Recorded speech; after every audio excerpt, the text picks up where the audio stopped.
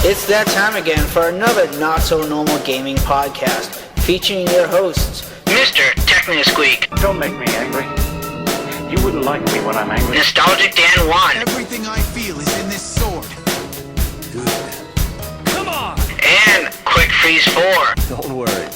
I'll handle the bad guys. This is a podcast you want to listen to, but first, you gotta press start. Hey guys, welcome back to episode 82 of the Press Start Podcast. And I am the amazing Mr. TechnoSqueek. And I have for us today, little children, Cliva, Quick Freeze 4, how are you doing? I'm not really sure how to respond to that. Okay. Next, we have Nostalgic Dan 1. How are you doing? I'm not sure little children should be listening to this podcast. Is that what he said? He said little children. I thought he called me a little child. No. Aren't we all little childs at heart? Are we? Oh, mine ran away a little while ago. That's unfortunate. I know, right? I'm doing amazing, Techno, just like you. Thanks for asking. I'm really happy. And I'm kind of lonely since my little child ran away. I guess you have to adopt one. This could go in so many directions. I just want to stop now. Let's keep it PG. It's more fun that way. Yeah. It's like a Pixar movie. Let's keep it PG. Are they all PG? Yeah, some of them are G. Okay, good. That's good, too. But yeah. How you guys doing? How have you guys been? Anything interesting happening? I know Halloween passed, but did you guys do anything special? Yeah, what, specifically for Halloween? Yeah, or whatever, anything. I went to a party. Good. Did you dress up? I did. Mm. It was cool. What'd you dress up as? The Mad Hatter Nice. from Alice in Wonderland. Bullshit. Wow. Techno. Wow, really? Techno You is dressed such a up doubt. as the Mad Hatter from Batman. And yes, I know. It is from the same damn thing.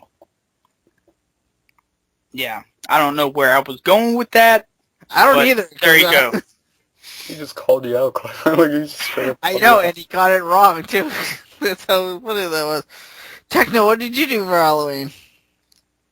I played some games. Some spooky games. But Ooh, too not spooky. really spooky. But So you just lied to us? yeah. Oh, so you played Tetris? Yeah. That's No, terrifying. actually Like, when no. you have the wrong block, that is so Yeah. scary. You're like, oh, goddamn. Yeah.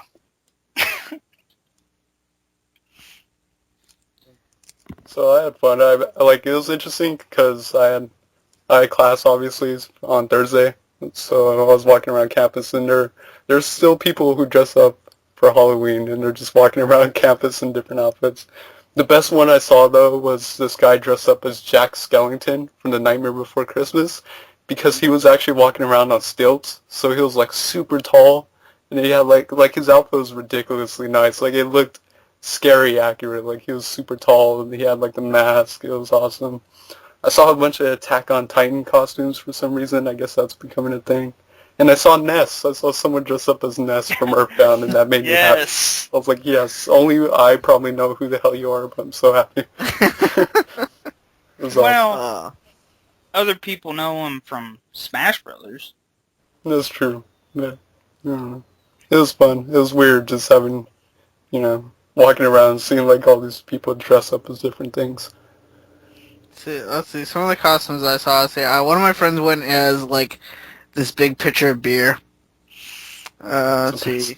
It was actually kind of good.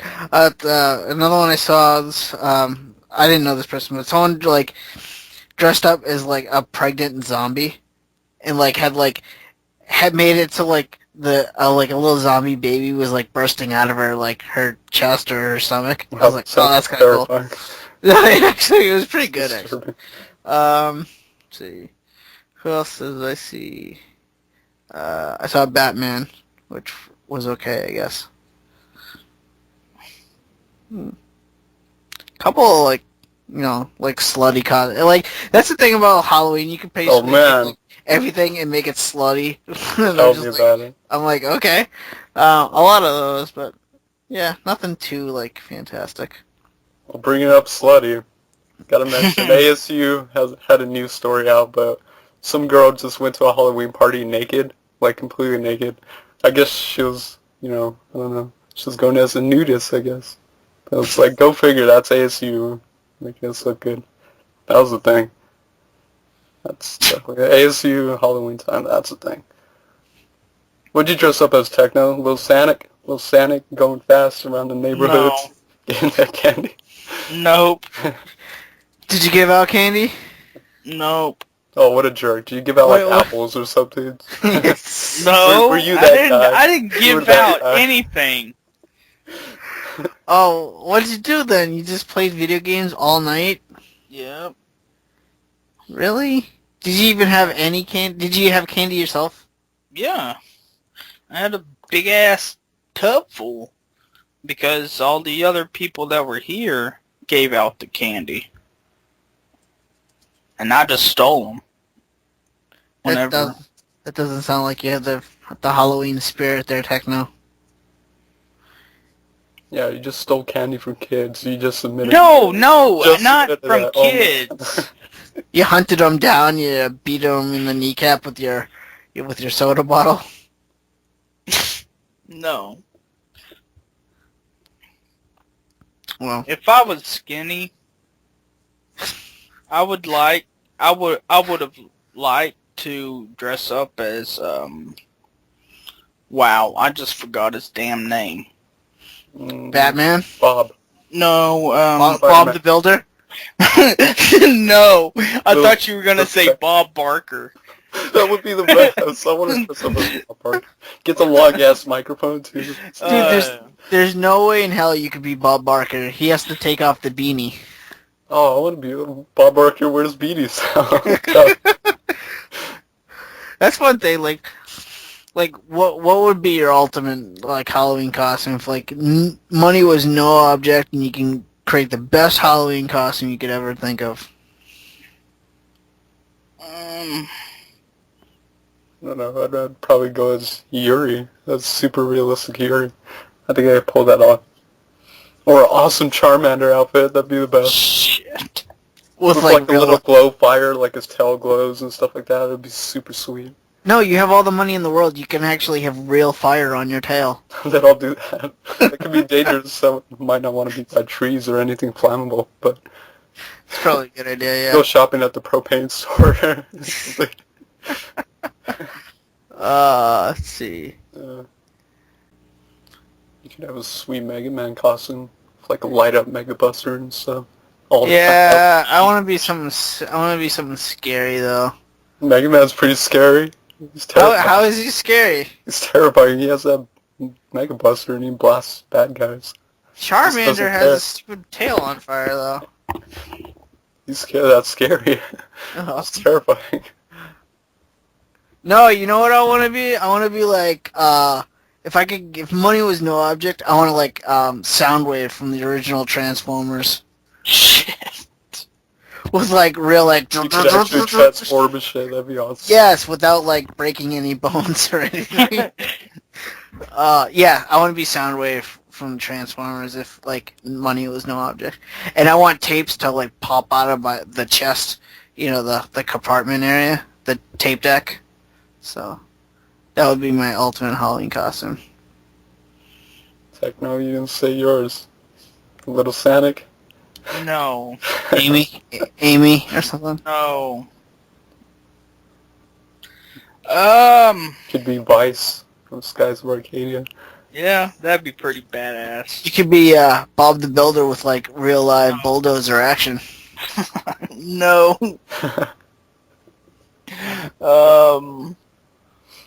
You could be Spider-Man. That'd be pretty cool. I could see you swinging around. My little fat ass. That'd be awesome. Woo! There goes Techno. There goes the amazing Techno Man. Eggman. Eggman? So you just want to go around as a giant egg? No.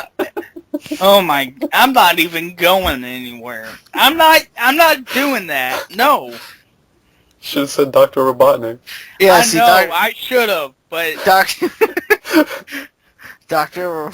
So that's your costume now, Techno. You're just a giant egg. What's that? Isn't there like a Sega game where you play as an egg with like arms and legs or something? mm,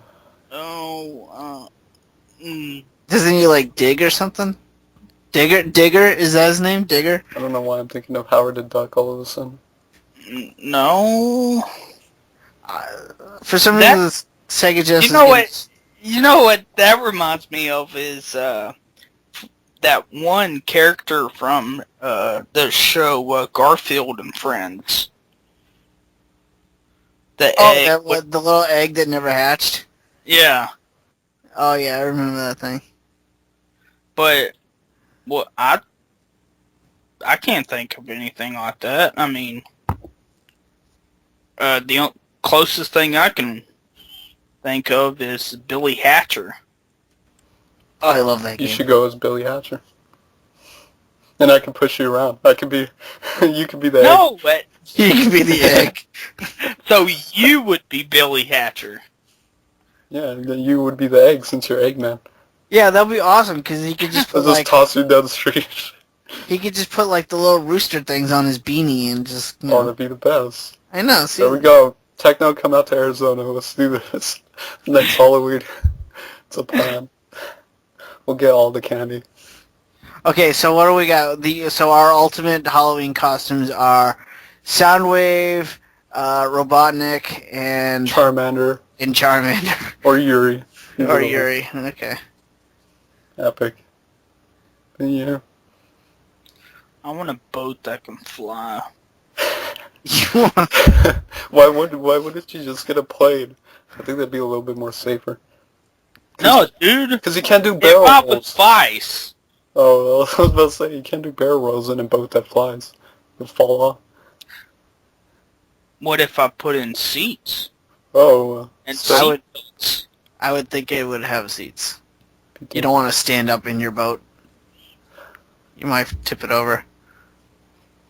They don't have seats in boats. Yeah. Well, not those kind of boats that, you know... I've never met a boat that flies. I'm talking about Skies of Arcadia. Oh, yeah, I've never seen that either. Yeah, well, they're like old. Isn't that a timey pirate boats. ship? Yes. Oh, see, pirate flop. ships and boats are totally different things. What? Well, one has a huge, Well, massive it's like the sail. difference between Gundam and mech. Like mechs and Gundams or robots. Well, like, a pirate ship has a huge, like, sail and mast Well- and an anchor, and a boat has, like, a motor and maybe some Hold oars. Hold on. Okay. And one... What do you call Link's boat from Wind Waker? A boat. Yeah, well, no, he has a name. Isn't he, like, the king? He's a king. Isn't But he he's the a- king? No, he's the Great Lion King of the Sea, isn't he? What's his boat? I gotta look this up. No, I don't care. What do you mean you don't care? You're the one who asked the question. Don't give up on your dreams, Techno. I believe in you. One day you will have a flying boat ship, and you will fly it. Let's see, Wind Yeah, Waker, a boat ship? Is that even a thing? You know what? I love how we totally got off topic. Okay, the boat in Wind Waker, or the king, he's called the King of Red Lions. So that's what I will call him. Because that is his name. But it's a boat. But he's also the King of Red Lions. But he's also a boat. But he's also the King of Red Lions. But he's also... But he's a boat. Not blue lions, red lions. I don't give a shit about this. Let's move on. Moving on. I just want to call him what he is. You know, it's not like, you know, he's a poser. Yeah, but Link doesn't go, oh, hey, you want to sell the great king of Red Alliance? He not goes, Red hey, Lions. Red Lions. Red Lions, whatever. And he's like, I'm going to get in my boat. I'm going to sail to this place. That's it. That's all Link says. I don't think Link actually says a single word in that game. I know. You know what? That's I heard that the voice of Mario talked to I forget his name. You know, Miyamoto, and that he wanted to voice Link, and Miyamoto said Link will never have a voice. That bastard. He has all those grunts. Yeah. And hi- That's deep. I mean, it's really deep. yeah. What more do you want, man? Yeah, No, he's so demanding, Techno. I'm not demanding he has a full voice, because it would be horrible if he did have a voice. It'd be like if Adol had a voice. He had suddenly. a voice in the Captain N cartoon. That is true.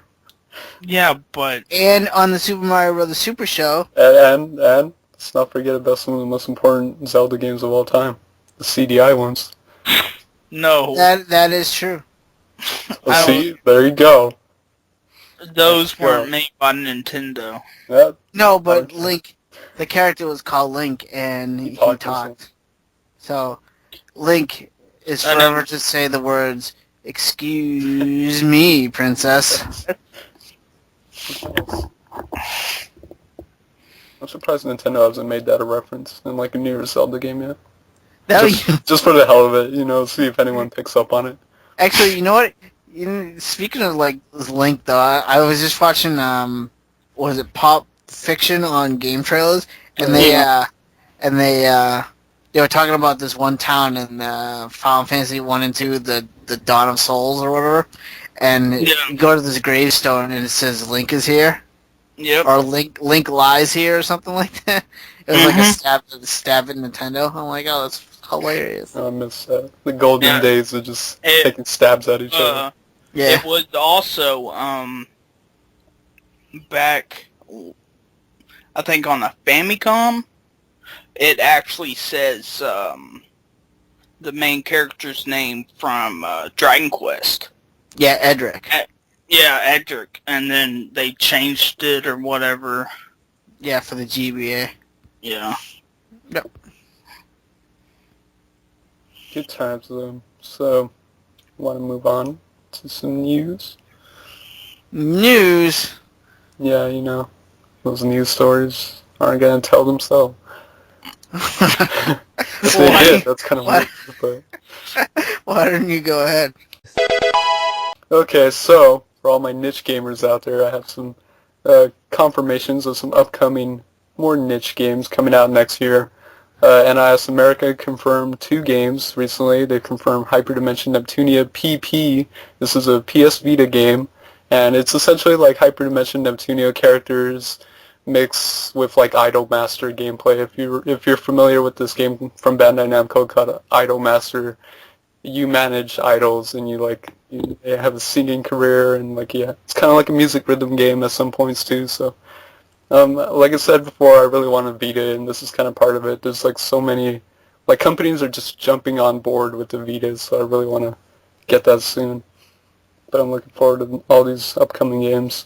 Another confirmation from NIS America was the, I guess, pseudo-sequel, or just kind of the next installment in the series, since it is a series now, but Mugen Soul Z is coming out to America, and that'll come out 2014. These don't have, obviously, official dates, because they're probably a ways away, but it's a sequel, I guess, to Mugen Souls, which not a lot of people played, and not a whole lot of people talk about it, but it's kind of like, gameplay-wise, it's a mix between, maybe Hyperdimension Neptunia and, Disgaea, and it's, has a lot of inspiration from Disgaea in particular, but I'm looking forward to that, because I actually did enjoy the original Mugen Souls And this is kind of interesting just because I feel like it's the first in a long time, but Axis is known for this series called Hakuoki, and it's for the most part a visual novel kind of series, visual novel games being like no gameplay,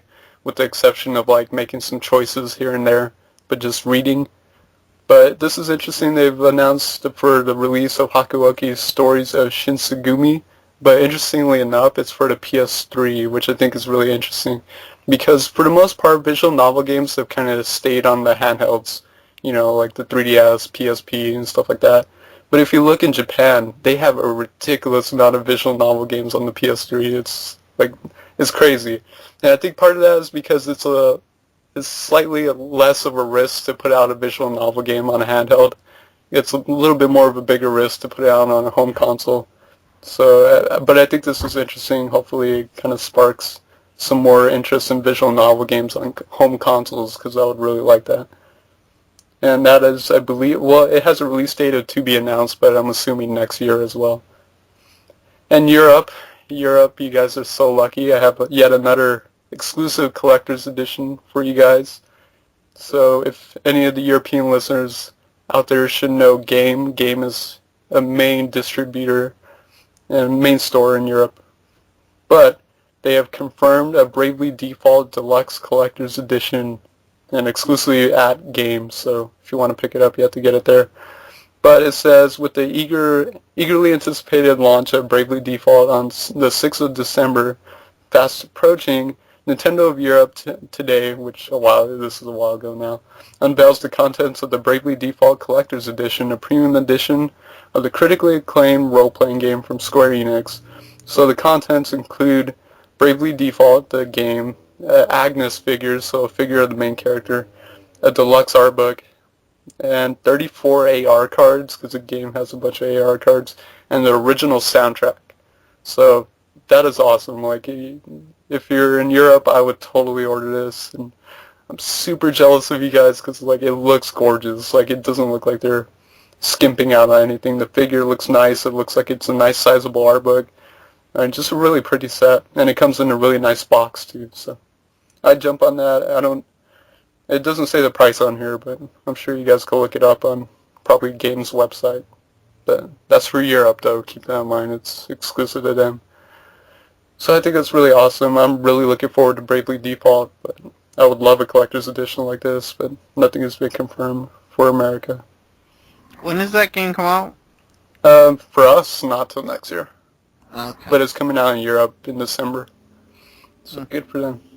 I was just going to say, one last random thing is I came across this pretty cool little website, and it's just like, if you're looking for inspiration from like video game artwork or video game art, it's a website called Dead End Thrills, and if you go to it, it just has like a collection of concept artwork from like a lot of modern gen stuff, so like tons and tons of concept artwork from modern gen games, and you can even like shuffle it, and it will give you like random images and random concept art, but it's primarily from modern games, but it's a lot of great concept artwork that's kind of hard to find, or it's just cool to kind of see all this concept artwork of these games.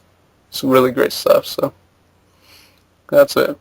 That is all my news. Did you hear about they're already talking about like the sequel of that game? Bravely Default? Yeah, it's been out for a while in Japan. So. Yeah, but I heard like the second one, Square Enix is thinking about doing like microtransactions in that game. Oh yeah, it's Square Enix, you know them. Yeah, but I don't know, that just kind of worries me and stuff. It's just... Oh, they worry me when they're choosing to focus on the phone, the mobile phone and the mobile market, but like I said, that's just how Japan is now. I think Japan is kind of having this transitional phase where people are really interested in mobile games in Japan, and as a result, Square Enix is, pushing their franchises towards that market, and microtransactions, it's DLC, all this stuff is a common thing now. It's unfortunate because, in my opinion, it kind of detracts from the game if it's not done right, but in some games, like, it's not necessary, and I think something like Bravely Default is probably not necessary, but it's them. Still, looking forward to the game. It's going to be fantastic. Oh, yeah, me too. I can't wait for that game. So what about you guys? Any news? Any more news for us? I have 3 news stories. First one's very sad. You guys ever use the swap note feature on the 3DS? For like a week, and then it stopped. Yeah, really? What did you draw? Oh, penises. Tons of penises. Oh, so Tons of penises. well, because of you, I'm so sorry, the swap. Because of you, the swap note is going away. Nintendo pulls the 3DS features, which says kids are sharing offensive material on swap note. Nintendo just turned off one of its online features to the 3DS, maybe forever, deactivating the online service for its note-sharing swap note service on systems worldwide. This is not just region, but like the entire world. The company did this after saying swap note was, and this is in quotes, actively misused to transmit, again quotes, offensive material among system users, including minors. SwapNote is a cute, free, Nintendo-made app that lets users, swap hand-drawn notes, pictures, written notes, whatever you want to draw. It's kind of like Dan's favorite Picto chat. Oh, it's the best. Should bring that back now that SwapNote's gone. Yeah, now that SwapNote's gone, but yeah, users can connect the program to the internet, and with SpotPass activated, can transmit these notes that you draw or whatever. And this service has been around since December 2011. Well, according to Nintendo, the service has been exploited to send offensive material. The gaming giant significantly calls out the app's support for sharing photos. So you could actually take real photos and, with your 3DS camera or whatever camera, you actually can send photos that you put on your SD card, and you could send them through SwapNote. Well, apparently, I think it's minor, like little children, like minors. They've been sending naughty drawings or naughty pictures. I don't know what exactly, but that's what they've been sending. The company goes on by saying the only way to stop this problem of photo sharing is to deactivate SwapNote's online functionality. It is effectively around the world, and notably, Nintendo was able to do this without requiring users to make any changes on their end. Nintendo itself has regularly sent notes to 3DS owners about new and upcoming games using the SwapNote feature. The messages are often addressed from Nintendo's top creators, which, like Reggie, Shigeru Miyamoto, like all these different people. But it seems like all that online functionality for the Spot Pass is going to be terminated. Don't know if it's going to be forever, but right now it's actually, you can't use it anymore. I've even tried myself, so. Oh my! It's like Nintendo should already know this. Yeah, they're a little late to the party. And yeah, on anything that can send stuff back, back and forth to someone else, there's gonna be like porn shared on it. So. Well, I admit, like when SwapNote first came out, me and my friends, we drew penises. Like it's fine. It's like everyone's gonna do it. First thing everyone does. Yeah. So like my friends drew penises, sent to me. I sent one back. The handwriting, like it's you kind of have to do it. You really kind of have to. But I think this is like a little more offensive. Like I think like they're sending like actual real pictures of naughty things, not just drawings, but like real life pictures. That's why I think they're getting at with this, because I've done it. Like because you could take pictures with your 3DS camera and send those through SwapNote. I've done it. Not naughty pictures, but just like I took a picture of like a video game that I wanted to give Holly, like we were going to trade, and she's like, send me a picture. So I'm like, oh, screw this, I'll just take it with my 3DS and send it through SwapNote. So like you can do that and stuff, but I don't know. Not anymore. Yeah, not anymore. Yeah, no. Yeah, Picto Chat or GTF, huh? Bring that back, Nintendo. Let's be smart. Yeah, so I don't know. it kind of sucks that it's going away, because I actually did kind of like Swap Note a little bit, so. But, which is kind of weird, because you guys don't have a Wii U yet, but they kind of have like a similar service like that on the Wii U, where you could draw stuff. You could draw or write messages and put it on like your wall.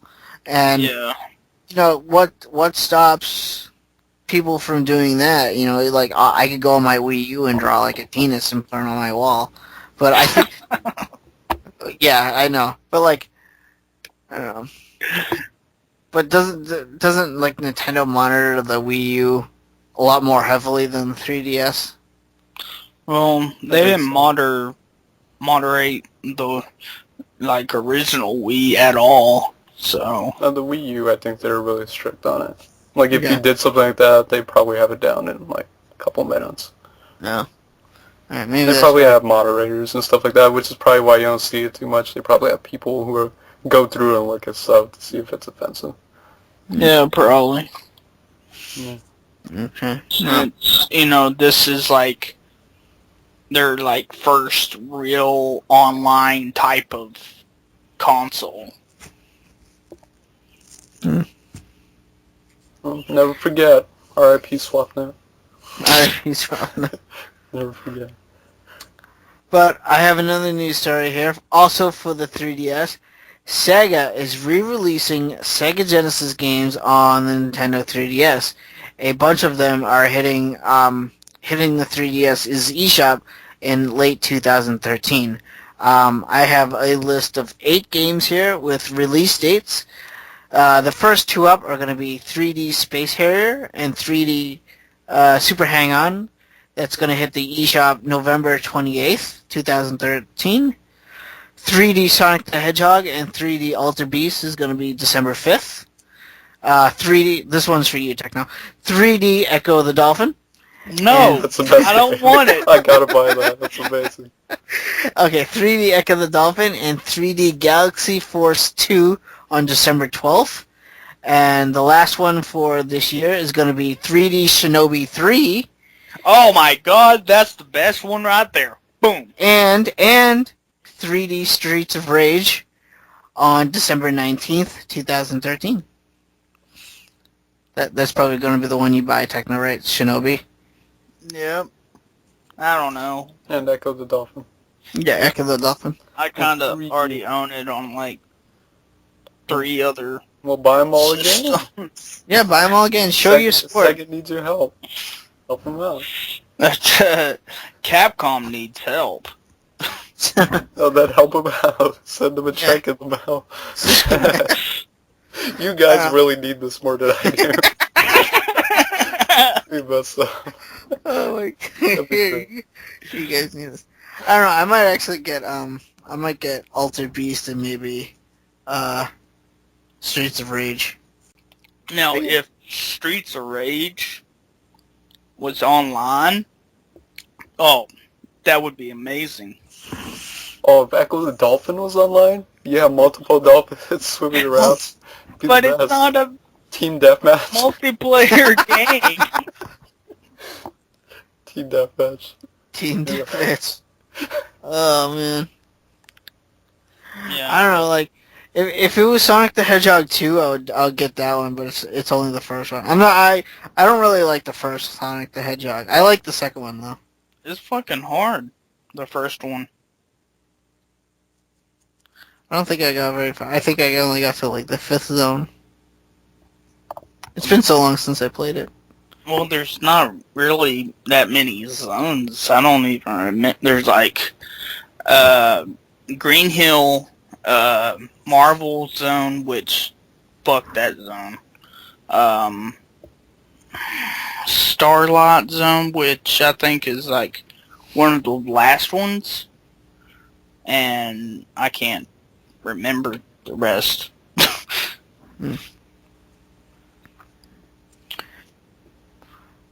So, yeah. Yeah, well, I got one last news story, and since we were just making fun of Capcom, I I actually really like what Capcom is doing with their next game. Capcom has 2 additional game mechanics for the upcoming game Ultra Street Fighter 4. Capcom revealed new details about the upcoming game. It seems that it seems to the new additions to the game is going to be new characters, new stages, balanced players will also be treated with 2 new game mechanics, and I'm actually really excited about these. The first one's going to be double ultra options, which allows the player to pull off either one of the player's 2 different ultras, but the ultras are not going to do as much damage as if you just picked one ultra. What this means is you could do like save with like Ryu, he could do his Ultra 1, which is like a kind of like a Hadouken move, and then his Ultra 2 is more of like a Shuriken move. So if I picked Ryu, I have the option to pick one or the other, or I could use both during my match, or that one won't be as powerful as if I just picked the one. I think that's really cool because it's going to bring a lot more strategy to the game. You gotta, outthink your opponent. Like if your opponent picks the 2 ultras, like what is he gonna do? Is he gonna do the Shuriken, or is he gonna do the Hadouken ultra? So I'm really excited for that. The second mechanic they're introducing this thing called Red Focus. Anyone who's played Super Street Fighter 4 or Super Street Fighter Arcade Edition before, they had this button in the game where you could focus, and what it was is you could absorb one attack from your opponent, and then if you get hit a second time, it basically they get a free hit off you. You'll really only absorb one move. Well, this Red Focus will be able to negate the damage of multiple attacks by using your super meter. However, this ability can be shattered, like the normal focus is like that I just mentioned, that could only absorb one attack. So with this Red Focus, a good example is, again, we'll go back to Ryu. He has the orange fireball, which is kind of like his, like it's his Hadouken, but it's like a better Hadouken, but it does 2 hits. The Red Focus will absorb the 2 hits, where a normal focus would only absorb the 1 hit, and then the second hit would actually damage you. Does that make any sense? Am I being clear? Yep. Okay. So I think that's really cool. Again, it's going to bring a lot more gameplay strategy for both, both players. You're really going to have to, up your game, really new game mechanics. I can't wait. Like, one thing I really think Capcom does really well is Street Fighter, and I'm really excited for this game, and I do want to get it, but it's just, it's made by Capcom. But I just think it's really cool that they're introducing these 2 gameplay mechanics into the game, along with, like I said, the new characters and the new stages.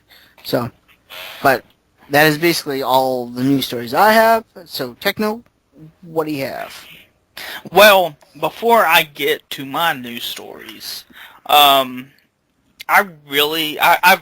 watched a bunch of shit on this whole Ultra Street Fighter, and I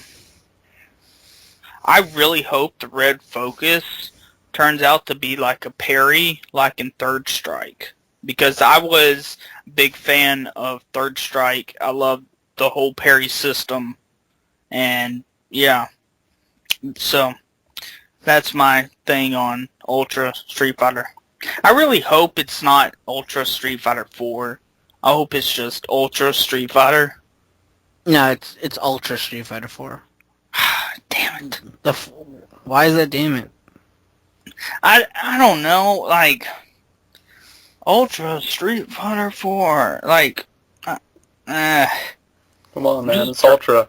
It just dropped the 4. It's kind of like with movies, where it's an add-on, Techno.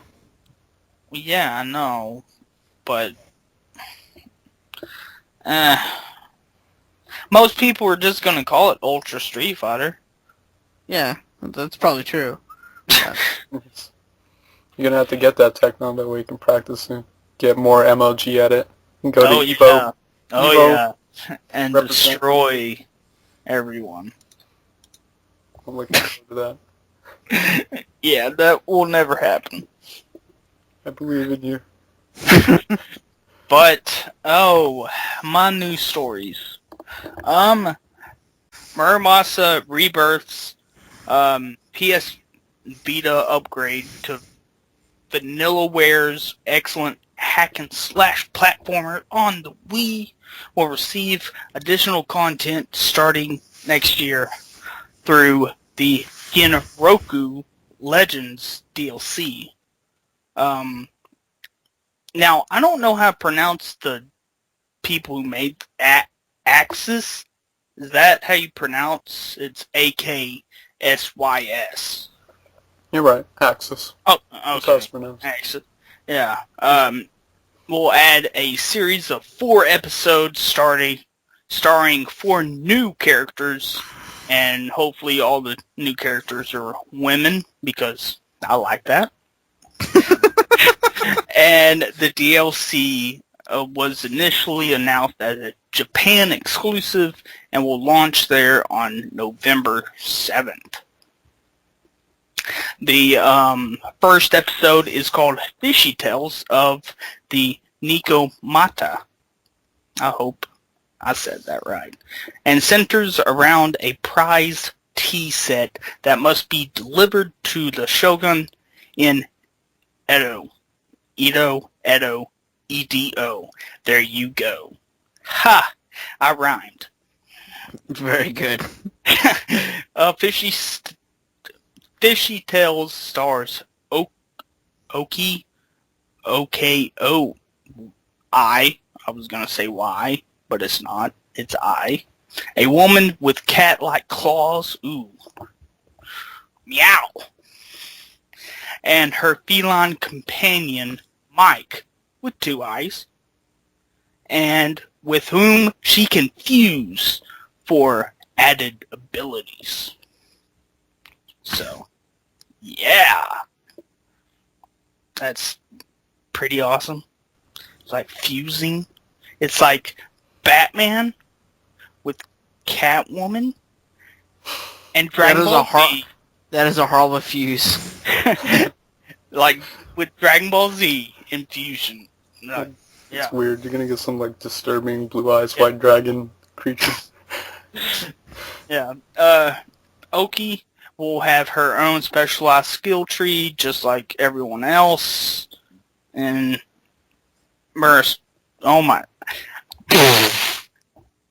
Muramasa, there you go. Good job, Techno. Come Yeah. on.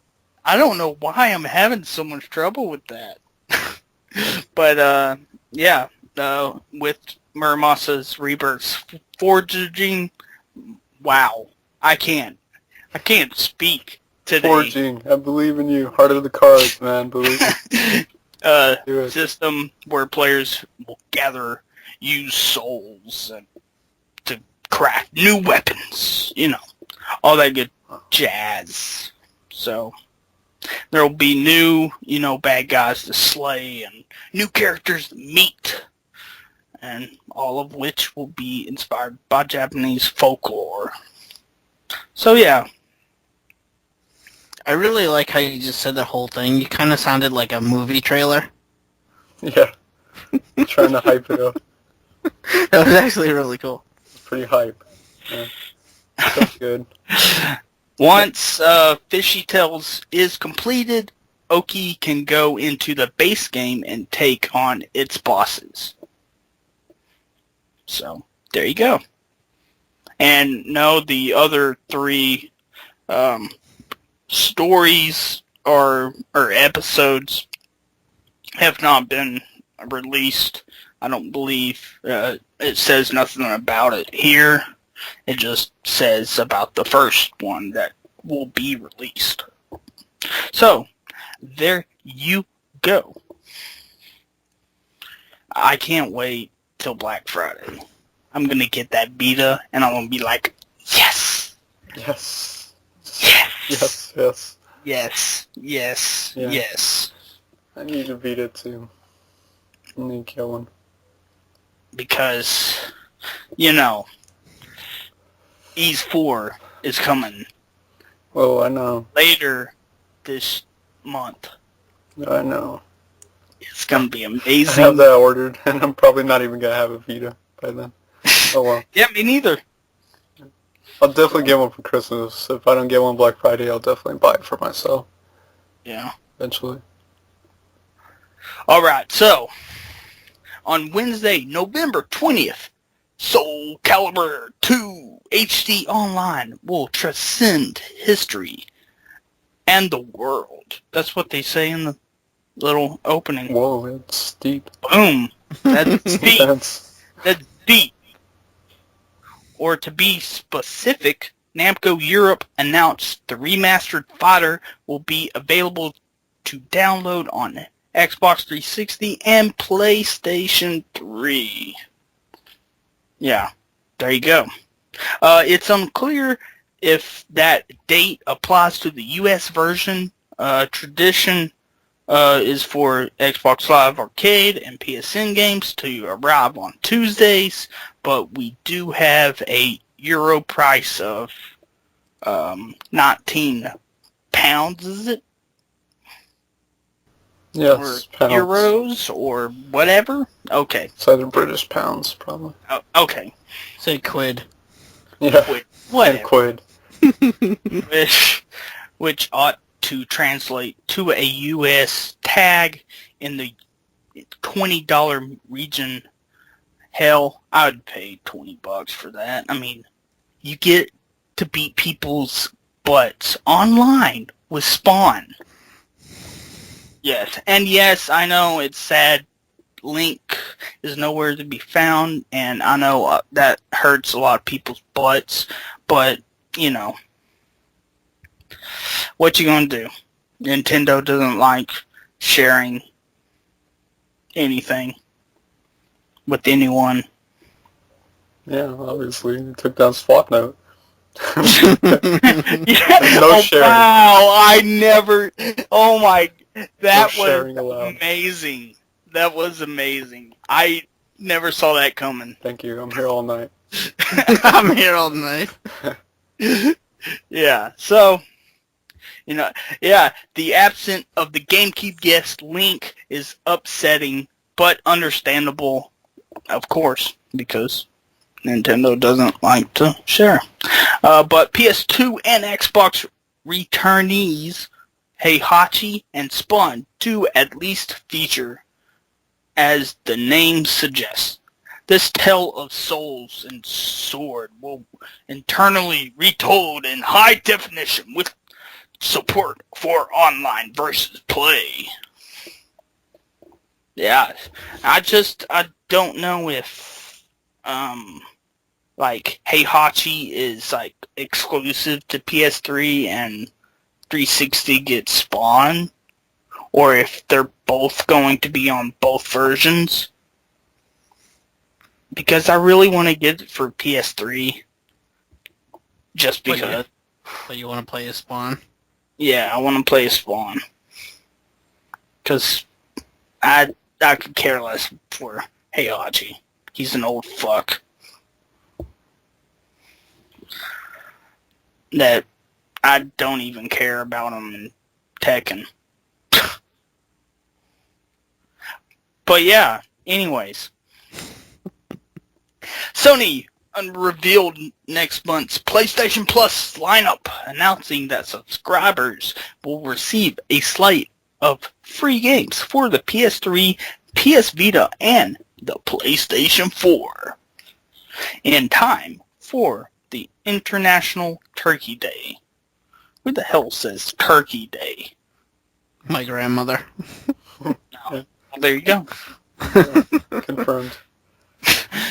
Sony subscription service hosts its first batch of PlayStation 4 freebies in November, as early adopters will receive a free downloadable copies of Compulsion's games Shadowy Puzzle Platformer Contrast and House Marquee's Defender-like shoot 'em up Resogun. I don't know how to pronounce that. It's Resogun. Resogun? Resogun? I'd say Resogun. Resogun? Yeah. Resogun? Yeah, something like that. Contrast serves as the last-minute replacement for Drive Club because it was pushed back. Like Watch Dogs. Damn it. Which was originally scheduled to take part in next month's PlayStation Plus lineup before its recent delay. Capcom's Dragon's Dogma Dark Horizon and Sega's Binary Domain headline November's PlayStation 3's offerings, joining Sparkweed's co-op action game IB and OB. PlayStation Vita owners can expect to see Sony's Monster Hunter inspired action RPG Soul Sacrifice, along with an upgraded HD version of Just Add Waters. Amazing. Oddworld. Stranger's Wrath. Yes. And no, that was not a fart. It sounded like it.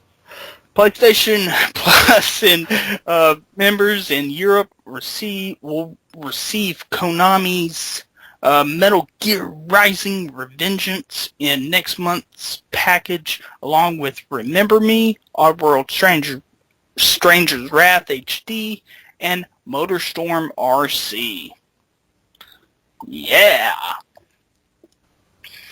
Good stuff. That PS Plus is really a good deal. It's better than Xbox Live Gold. Because I totally want to play Halo 3 all over again. I bet you do. People don't play that game anymore. They play Reach. Well, Microsoft is trying to like kind of copy that, would have been adding free games themselves, but it's a lot of games that are kind of like old, like they've been out for a while, like Halo 3, I think Assassin's Creed 2 was one of them. And it's like people have probably already played these games, or they're like me and like way behind and just haven't played some of them. But And I could care less about Assassin's Creed. I hate that series with a passion. I can't stand it. Blasphemy. It never appealed to me at all.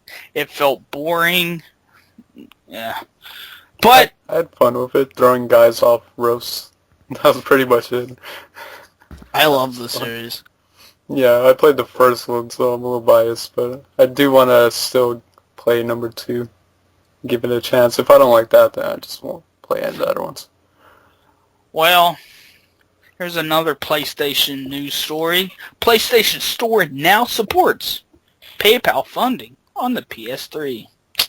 There you go. More ways to pay. Give to Sony pay. all your money. All of them. All of it. Just throw it at them. Every single piece of, even my shorts, I'll throw at them. And they can sell it for how much they want. But anyways, yeah, PayPal. I think this is a good thing, so people don't have to use their credit cards numbers. Yeah. That's true.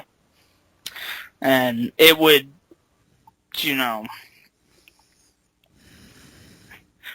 it would help with that whole hacking thing that happened. I think. Yeah, that's probably true. Yeah. I'll probably start using it since my PayPal is connected to my bank. So, yeah. That's pretty awesome. And, a little short, like, very short, news story. South Park, The Stick of Truth is delayed to March 2014. I've been waiting for this game. Dude, me too. It's like a good South Park game. and it's like a RPG. So, yeah. And Shut up. also, Spinal has been confirmed for Killer Instinct. Spyro? No, not Spyro, and not Spinal Tap. Oh, They had, God damn it, I wanted Spinal Tap. Spinal Tap DLC. It's the best. shit. Oh, God. But yeah, that is all my news stories. It's a lot Oh, of it's true. South Park is March 4th. That sucks. Yeah, I kind of saw that coming, though. They haven't really been showing much from the game, and usually I take that as a sign, like, they need more time, probably. Amazon has this pre-order bonus, so pre-order Stick of Truth on Amazon.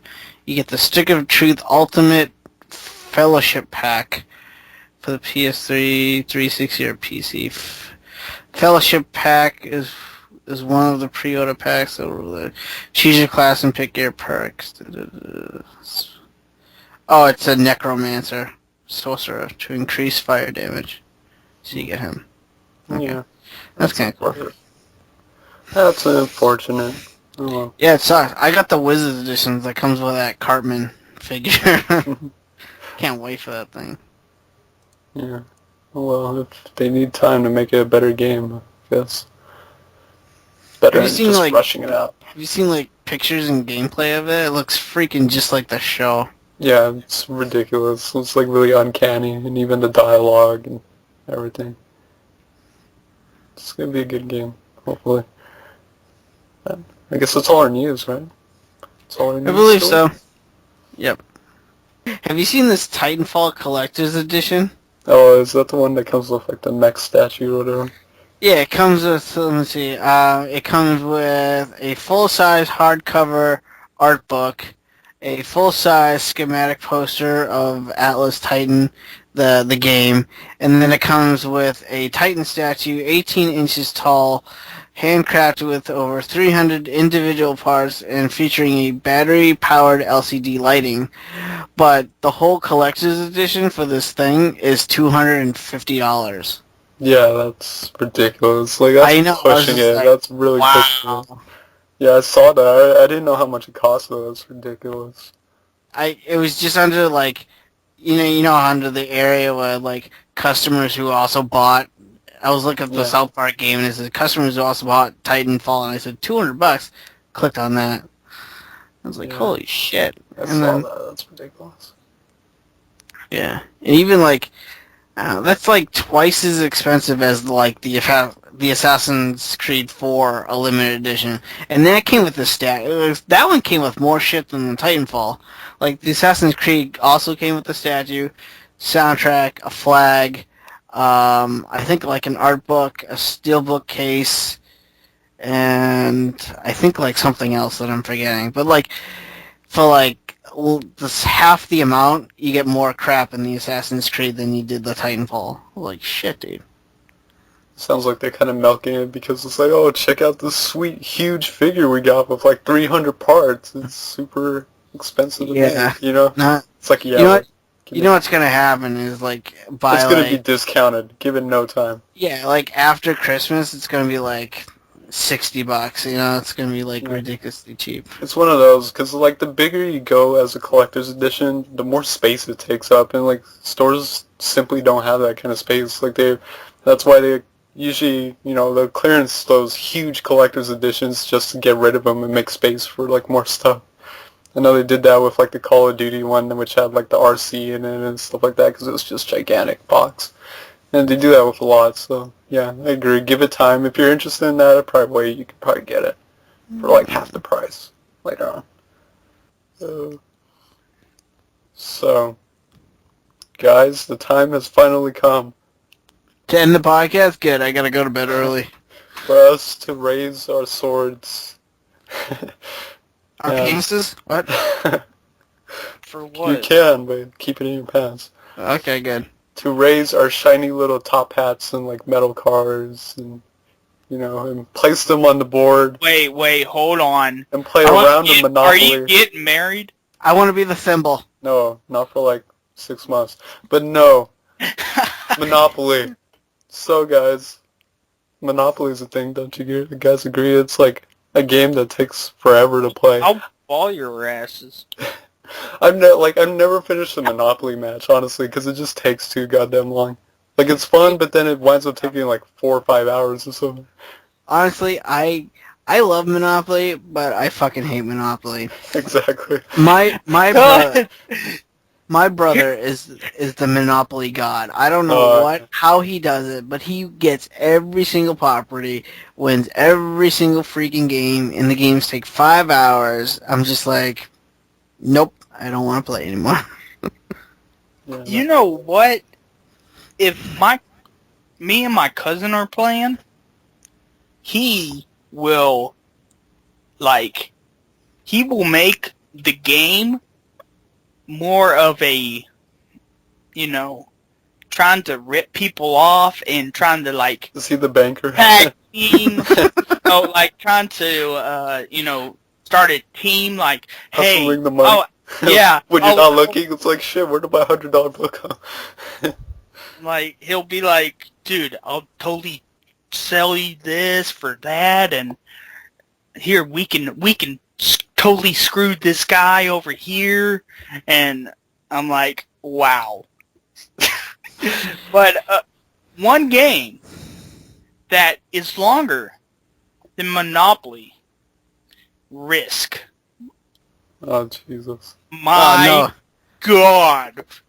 No way. I think Monopoly's way longer. That takes... Dude, my Risk games take weeks to finish. It's crazy. Jeez, how are you playing it? It's like, man. You gotta have a dungeon master for that, like D&D or something, if it's going that long. You've never played Risk before? I am. Oh, yeah, okay. Risk is a good game, though. No. I like speaking of both games, I like the different variations of both games, because, those two board games, you could, take any franchise and just make, that game out of, literally, the other day I was in Newbury Comics and I saw a Walking Dead Monopoly game. Yeah. So. And there's StarCraft, Risk, a Metal Gear Solid 4 Risk. It's crazy. Yeah, you can take anything and put it in there. Yeah. But you know the point in Monopoly when you know the game is gonna last forever is when you land on someone else's property, and instead of paying that person, you offer to trade a piece of your own property to pay the bill. Yep. Be like, I could give you this $200, or I could just give you this Atlantic Avenue. Yeah. That's when you know the game's gonna get crazy, ridiculously long. But Now, I like, it's not really a board game per se, but I love Connect 4. So you're right. much. Why? Because you like black and red? No, because Oh, it I just takes like a whoop couple ass. minutes. I whoop ass at that game. I like Connect 4 too. It's fun. Yeah, it's fun. I've always, man, it's old-fashioned, but I've always loved checkers. Checkers is just classic. Yeah. I mean, I've always been the one who always wanted to learn how to play chess, but, I never learned how to play chess. I kind of understand it to a certain extent, but, still, chess is kind of over my head. But I would love to learn it, kind of thing. I love chess. I love playing chess. I wish I was really good at it. I'm not, unfortunately, but I love playing chess. It's I don't know. It's one of my favorite board games. I wish I was really good at it, but I'm not. I play it all the time on my phone, and I get killed all the time. Actually, just remembered, you guys reminded me of something when you were talking about, variations of, board games. I actually have a Pokemon Yahtzee. Pokemon Yahtzee is the best. Oh, dude, I do too. I totally forgot about this. It's up in my closet somewhere. But yeah, I remember that. I think I have a Disney version of Yahtzee. I used to love shaking up the dice in the little cup. So, like, what's your favorite board games, you guys?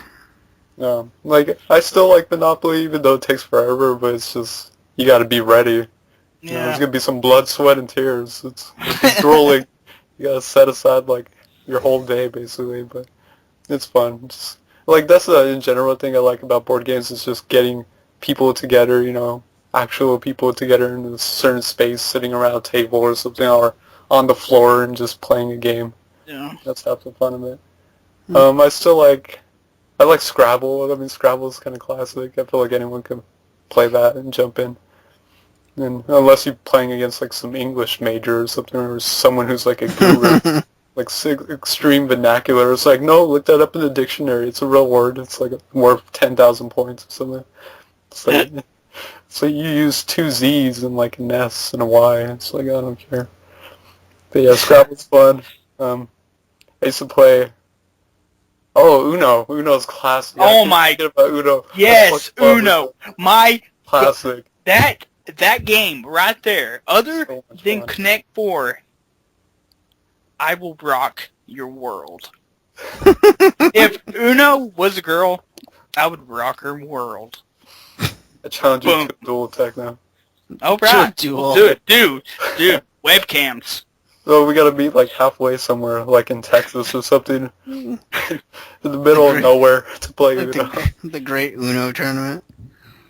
Well, but Uno is so much fun. Like it's so like simple. Like I feel like it's pretty easy to teach the rules to someone, and it's like it's a game about like chance, kind of like anyone can win. Like there's no way to be like super good at Uno because all it takes is a draw four and you're screwed or something. It's like it's super fun.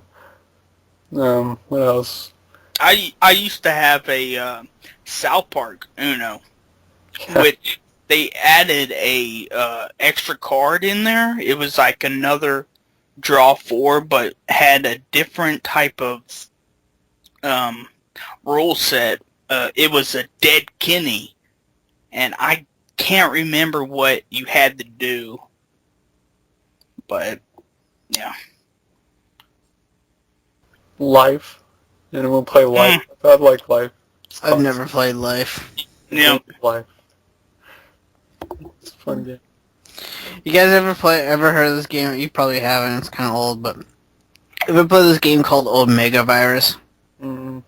No. Oh my god, this is my favorite board game growing up, and it probably still is, and I wish I had it at, like, this to this very day. It's this huge, massive board game, and what you do is you play as, I think you're either like a space marine, space engineer, you're a space guy, and what happens is the computer has this virus in it, and on the board are different rooms. And each room has a three digit code. So like 123, 231, a 3-digit number of any kind. And what you had to do is each player had to go room to room and type into like the little electronic device that was in the game the 3-digit numbers. So you enter a room and you hit like 476, and that would be the room number. And the little electronic device will tell you if there was something in the room or not. And what you had to do before you could go after the Omega virus and destroy it, delete it, or kill it, is you had to one red, one yellow, one blue. So you would enter a room, and the computer will tell you nothing, or the virus was in there, but if you didn't have the keys, you couldn't do anything, or if a key was in there.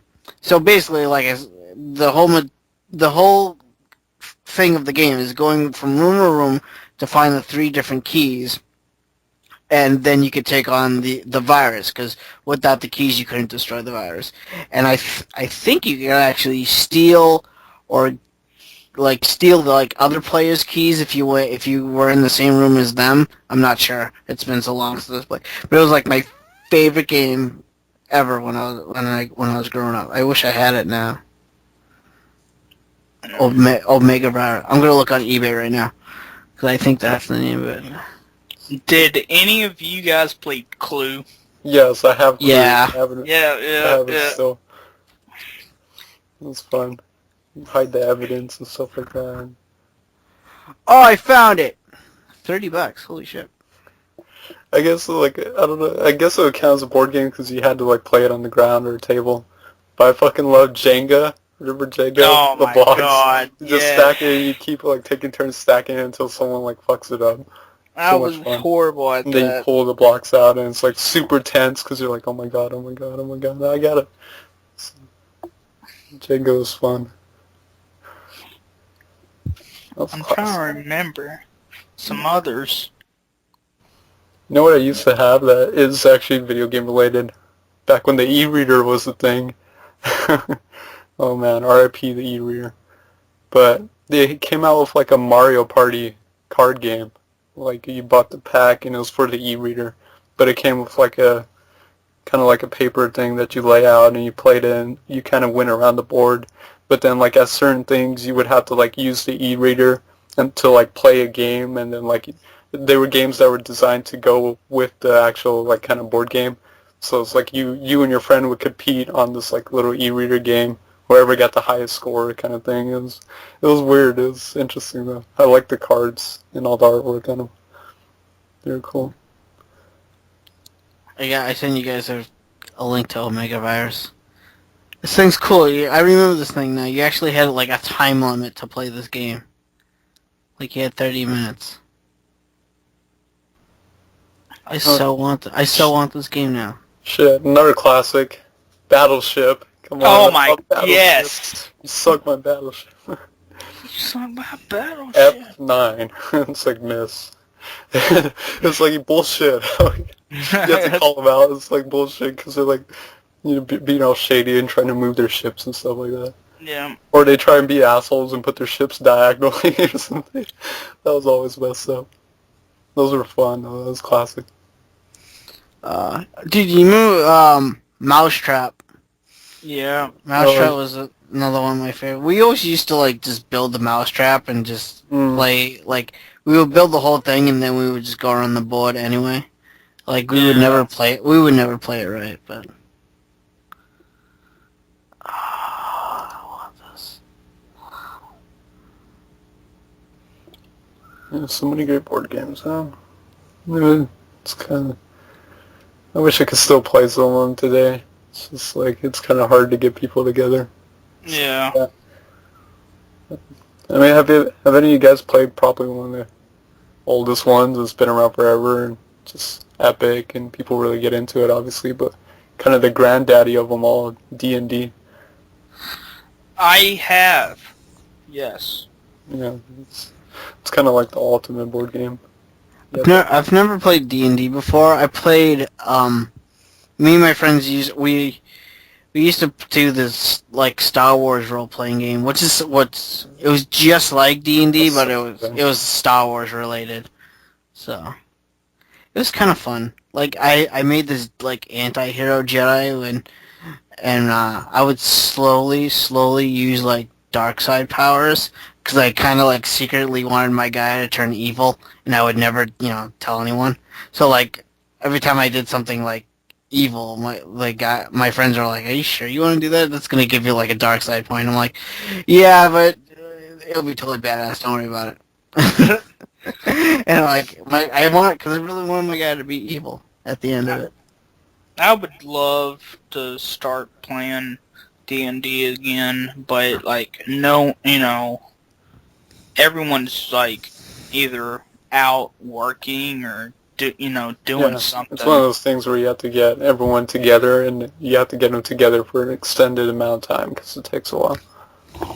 Yeah. And you have to have a dungeon master and all that stuff. It has to be, like, really set up. Like, you have to have at least one person who really knows the game really well. Yeah, you have to have, like, a table that's always there to, all your stuff is already on there and ready to go whenever you guys stop, that first time or whatever, and then you come back.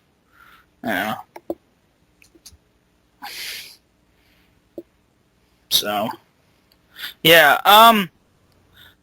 a little off topic, but I have been told that YouTube has changed again, but it isn't changed on mine. Well, it wouldn't surprise me if they decide to change. They've been changing so much. Maybe it's later on, kind of thing. Yeah, because usually whenever everybody's like saying, "Oh, YouTube changed," I'm like still on the, the last one, and then it finally changes for me. So. Any other board games? You know which card game I used to play when I was young, and we'd play it at school and stuff like that, because it was really popular at the time. But Goldfish? I did play Goldfish. I mean, that's the thing too. Is like with regular cards, there's so many different games you could play. Like, Yeah. I fucking love blackjack. Blackjack is so much fun because it's simple, but it's so much fun. And I started to learn poker and stuff like that. But I was gonna say Yu-Gi-Oh. I used to play the Yu-Gi-Oh trading card game like all the time. And we'd be trading cards and stuff like that at lunchtime. It was a lot of fun. I wish I still played Yu-Gi-Oh. Yu-Gi-Oh! Yeah, it was fun. Like, my favorite cards for Yu-Gi-Oh were the Elemental Heroes. I don't know if you guys know know those cards or not, but... I never had the cards, but I know what you're talking about. Okay. Yeah. Yeah, I used to play Yu-Gi-Oh all the time. I used to play like a lot of card games. I played Magic the Gathering, Yu-Gi-Oh, Pokemon, a lot of different card games. So Yeah, I still play a little bit of Magic, not much, but yeah. well, the thing with those games, you kind of have to like stick with them, especially with like Yu-Gi-Oh too. Is like if you gotta have like the best cards, and like sometimes it can get really costly. Yeah. That's kind of like one of the downfalls in like card games. Like if you don't have the best cards, your deck is gonna suck. Yeah. I remember this one trap card for Yu-Gi-Oh like called Mirror Force, and basically what it does is whenever your opponent attacks, you activate Mirror Force and destroys all your opponent's attacking monsters.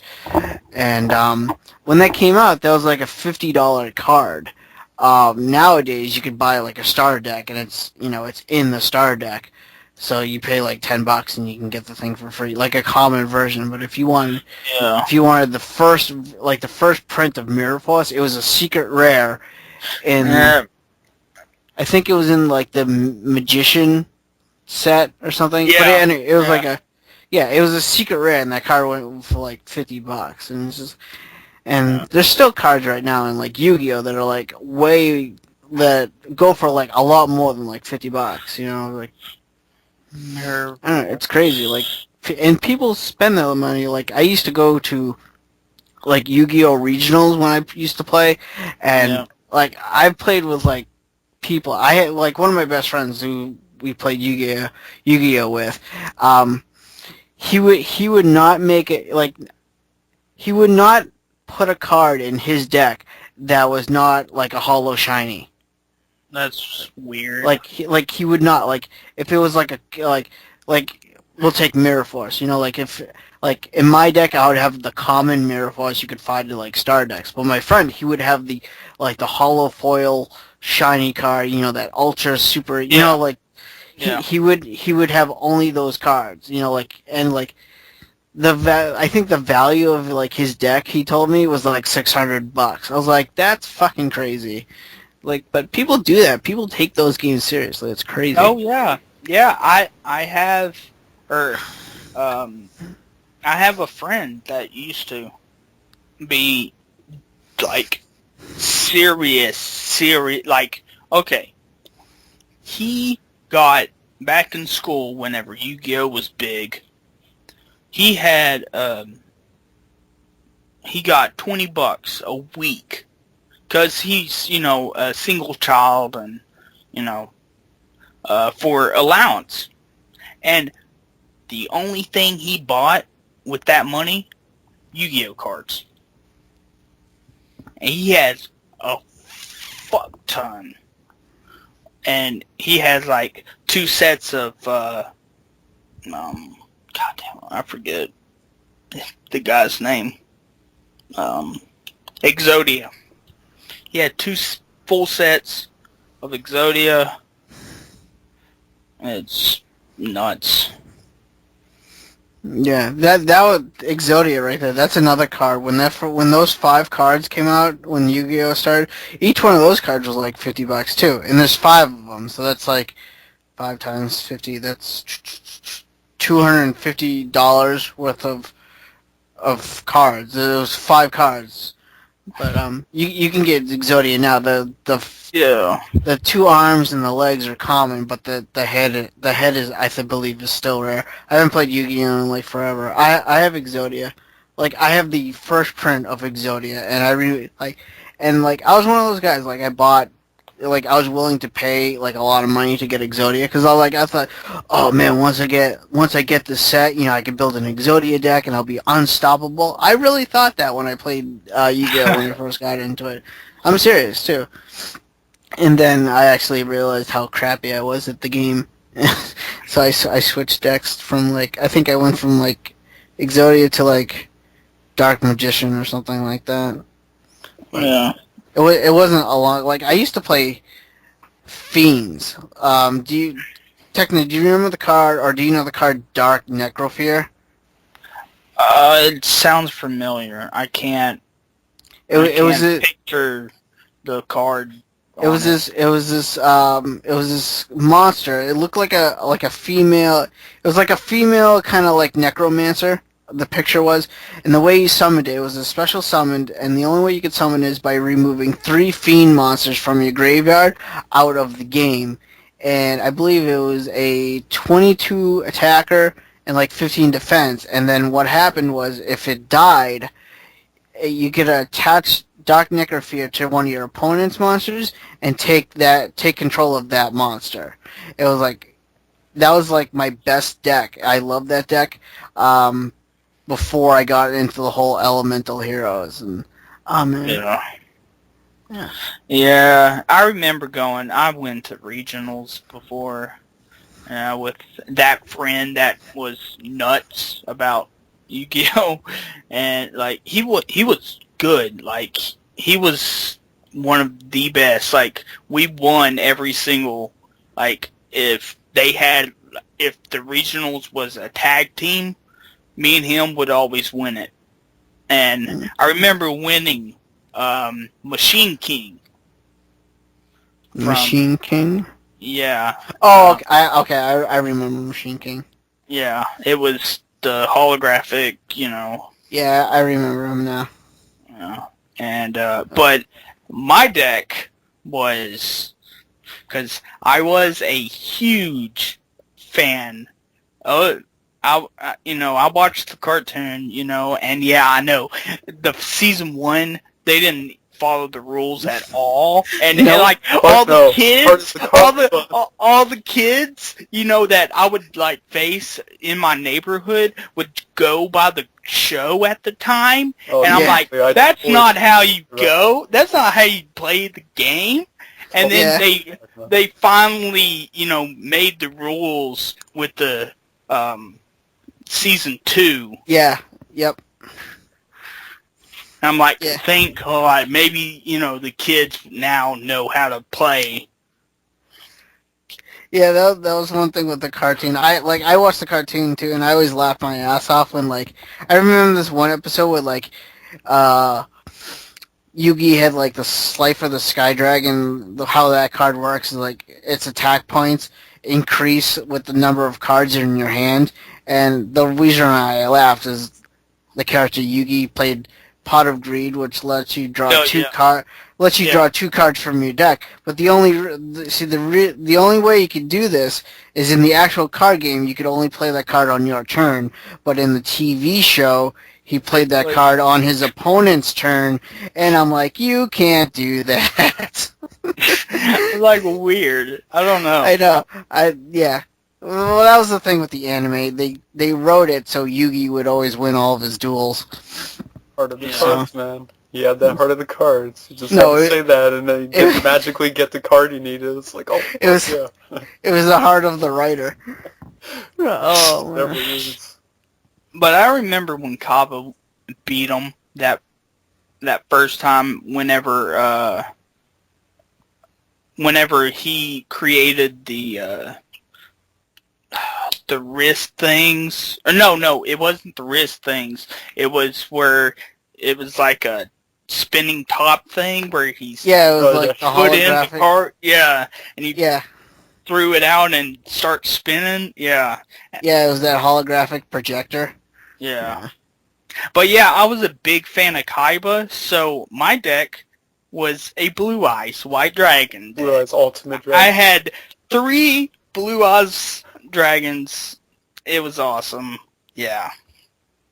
It was sweet. You know all my cards were like, evil, like level 4, or, cards that you can put out and then sacrifice them to put out the Blue Eyes and destroy really fast. I don't know if you know this, but they actually just re-released an updated version of Kaiba's deck. What? No, they really did. Let me see if I can find you a link. But yeah, I go to Target all the time, and they have like the new. It's like a new Kaiba deck, but it's modernized with like the new cards, but it still has Blue Eyes White Dragon themed around it. Yeah. Let me see if I can find you. What was that clown thing that he had? Soggy the Dark Clown. Yeah. That thing kind of freaked me out. There's a lot of freaky shit. If you look at Yu-Gi-Oh, there's some weird stuff. Yep, here, Techno. Here's the. I'll send it to you right now. It's called Saga of the Blue Eyes White Dragon. I'll send it to you right now. There you go. All right. But yeah, there's actually, and then there's another deck, I guess, coming out in December called Kaiba Reloaded. I'm not really sure what that is, but there's a Yugi one coming out too called Yugi Reloaded. But the Blue Eyes White. Saga of the Blue Eyes White Dragon. Yeah, that one's out now, and then the Kaiba Reloaded comes out in December. It's only $8.99. I know, it's cheap. Wouldn't you? Well, I'm just saying. I go to Target all the time. I see it, so That's badass. yeah. I might get this Yugi Reloaded just for old time's sake. I might buy this. I thought it was interesting though, because one of my favorite cards was because it was themed around a video game, which I'm surprised Konami didn't take the opportunity to, kind of do that more with Yu-Gi-Oh! Was throw in more video games and stuff like that. But it had the Gradius cards. Yeah, It was yeah. It had like Gradius's option, Gradius's laser cannon and stuff like that. It was really awesome. I thought that was cool. I was like, fuck yeah, Gradius. I never knew it till like 9th grade that Konami made the card game. And then because I saw that card, I was like, Gradius? Where did I hear that from? Oh my, that's... No, and then I looked at the back of the card and it says Konami. And I'm like, wow. How did I not know this all this time? Surprised they didn't do any like Castlevania stuff or something. That would make sense, kind of.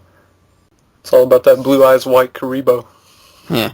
I still wish I played Yu-Gi-Oh, but like the reason I stopped playing Yu-Gi-Oh is because like the people I used to play they started valuing the cards like for what they worth than like I don't want to sound corny, but like the spirit or like the heart of the cards, like for me, I already said, like I really played Elemental Heroes. Like they were my cards because they were the closest thing within Yu-Gi-Oh that related to superheroes. So I'm like, these are my cards. Like these are my monsters. I have like that. Like again, it sounds corny, but like I kind of felt like they were my cards, like they were part of me. I can't play with anything else. I have to be elemental heroes.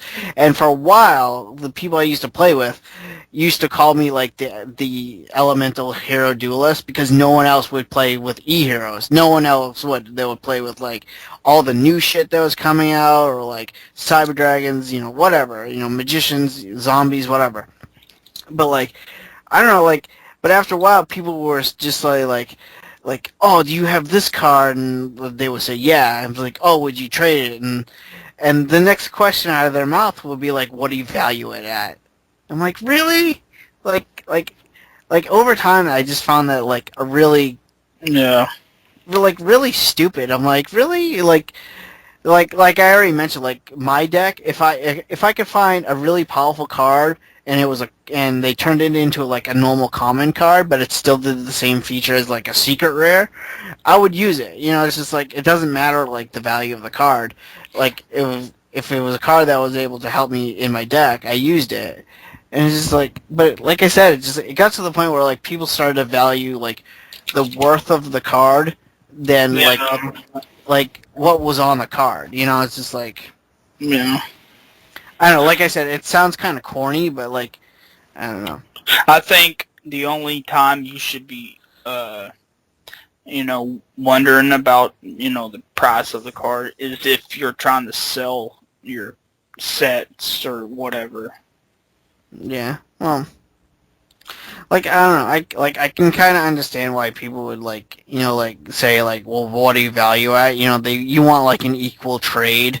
Like a $50 like a $50 card for a $50 card, or stuff like. I can understand that, but like after you like hear it, like because I used to go to like this card shop or this card tournament like weekly and play, and like week after week after week after week, and all you hear is like, what do you value that? What do you value at? And it's like, oh, this is like, and like some people would like go there not even to play, just to like sell cards, and just like, and these were like, like kids in like high school and just like, just like normal kids and stuff. And I'm just like, Jesus Christ, dude, like, don't you guys play the game anymore?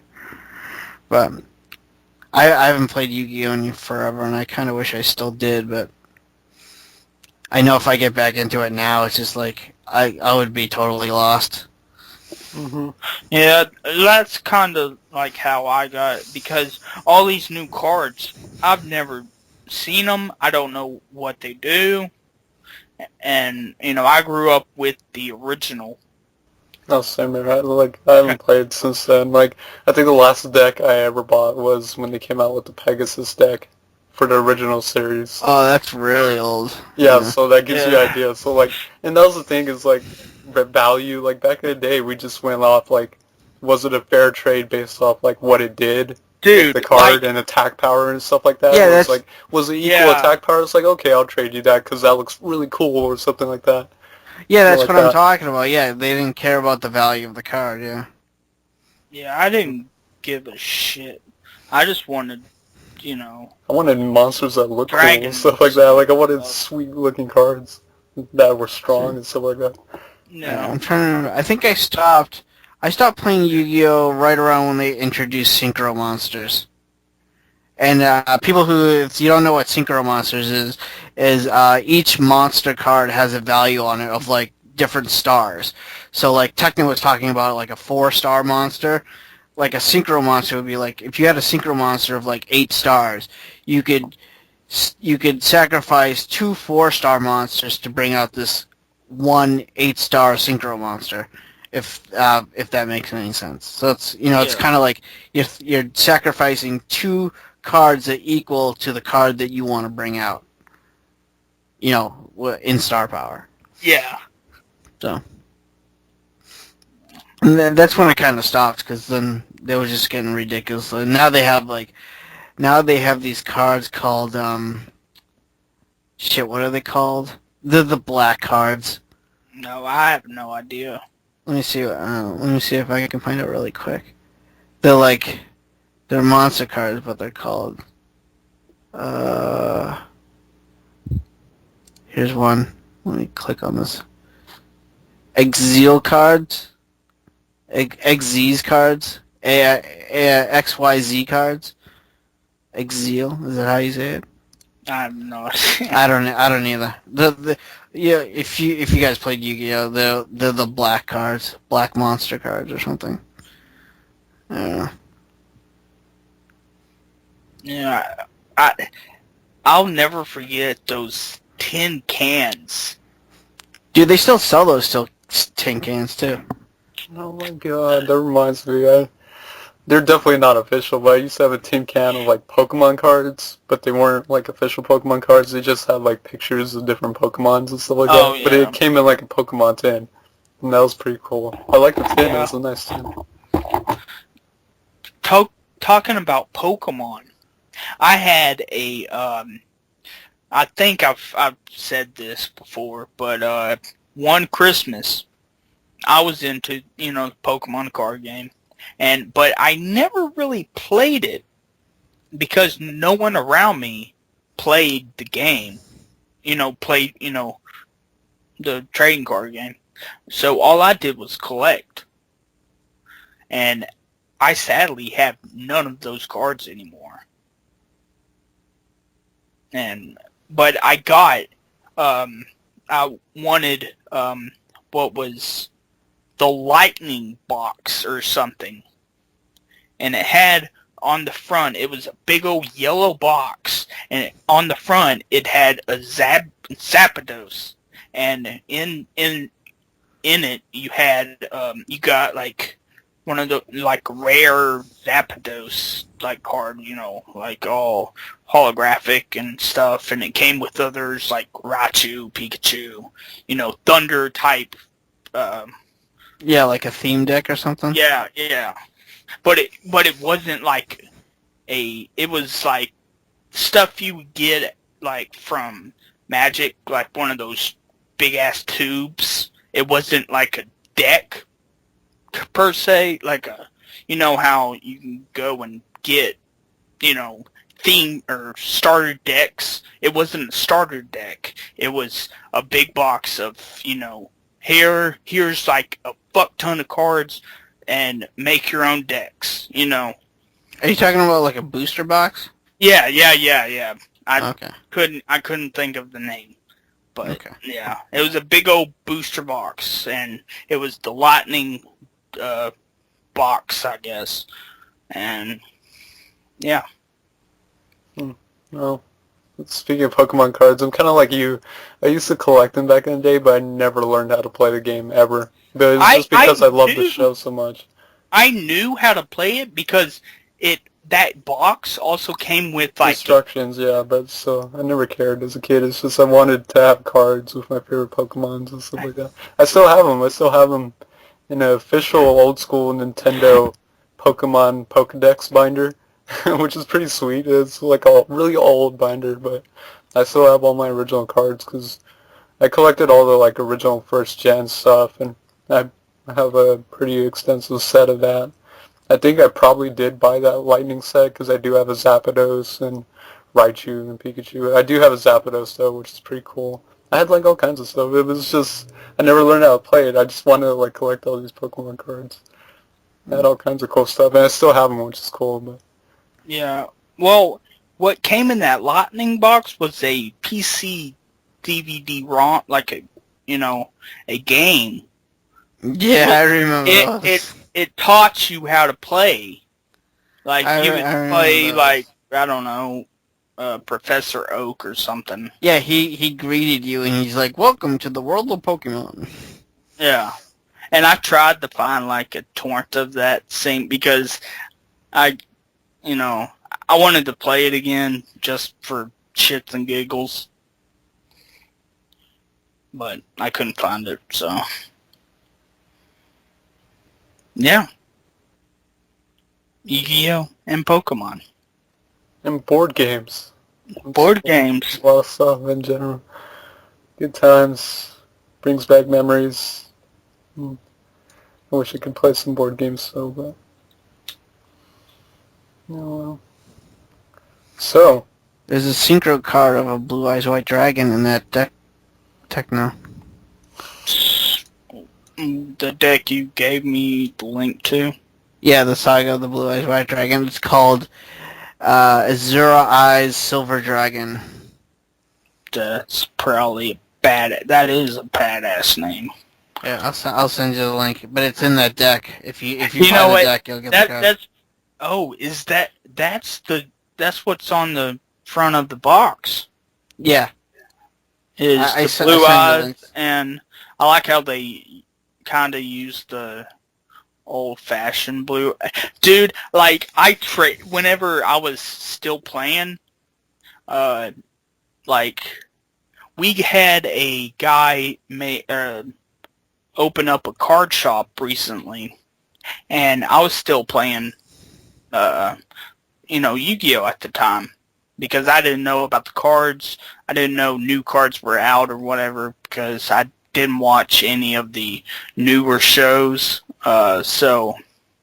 And I had the newer look of Blue Eyes White Dragon, and I was, I wanted to trade. I was trading that off to get like a original version, and I got like the, first edition of it, and I was like, yes, that's badass. I think I still have some of those cards though. I still have all my cards. I think I kept them in a shoebox somewhere. Like literally thousands of cards. Yeah. Just collecting dust. Oh, you kidding me? I got all mine still. I No. got like booster boxes full of them. I don't know, but did any of you play the Dragon Ball Z card game? Yes. Yep, I did. I so did. With the, you had to adjust the power levels with the slider. Yeah. I remember that thing. I had a Goku deck. Yeah. I can't remember. I think I had a Majin Buu deck. The fat, Buu. Yeah. And, yeah. But if you, really think about it, that game was way, It was kind of complicated. Yeah, it was complicated, and then whenever one person would get up to, a whole, different power level, really strong, you're pretty much screwed. Yep. So, it was kind of a pointless game. It was, pretty much just whoever gets to the highest power level wins, pretty much. I still have most of my cards from that, too. Yeah, I think I got rid of all mine, but did you guys play Magic? You guys played Magic too, didn't you? Yeah. I still do sometimes. Yeah. I don't play anymore, but I had this awesome elf deck, which is probably not even legal anymore. That's pretty much all I did in high school was play card games. So great. I have a card. I don't remember the name of it, but I put it on the field. You can't touch me. You can't attack me. You can't do shit to me when that card's on the field. And then I was playing someone, and I put that down. I was like, oh yeah. And then someone had some card to be able to pull it over to them, and they destroyed me. It sucked. Good times. Yeah. Good times. So, You guys want to get into some questions? I was just gonna say that. The time! Who's got the time? It's question time! We actually have a few questions this time, and the first one is from, I hope I said this name right, is Kudan, Kudan, and he asked, what did he ask? I have it written down. He says, what is that song you guys play at the end of your episodes? I really, really like it. Techno, what's the song? Isn't it from, I think it's from Mega Man. It's not from Mega Man. Not from Mega Man? That's actually No, a good the question. I song- never knew what that was from either. No, the game is actually Tales of Symphonia, Dawn of a New World, and the song is called Go the Distance by Six Toe Sounds. That explains I never played Dawn of the New World. What the hell? That's weird. It doesn't say, that's weird though, because it doesn't kind of sound like a Tales of song, but that's interesting. It's kind of like a remix of it. It's a cool song though. I like it too.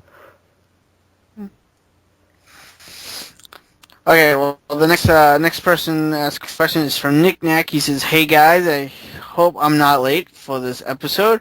I have a question for you guys. You have the option of Falcon punching one of these guys, sharing a plate of nachos with one of these guys, and being BFFs with the other guy.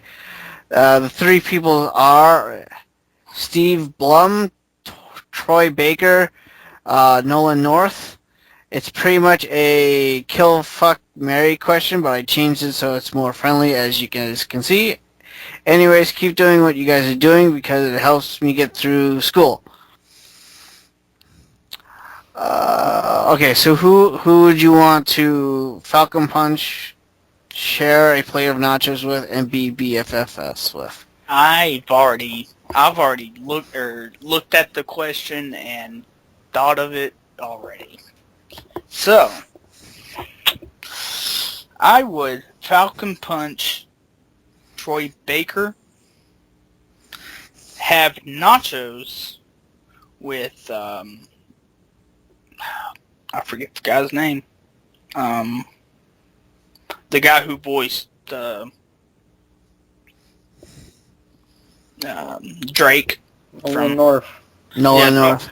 Yeah, and then be best friends with Steve Bloom because he is the voice of Tom and Spike Spiegel. Like, who wouldn't want that? Say, oh, I'm best friends with the guy who voiced Spike Spiegel in Cowboy Bebop.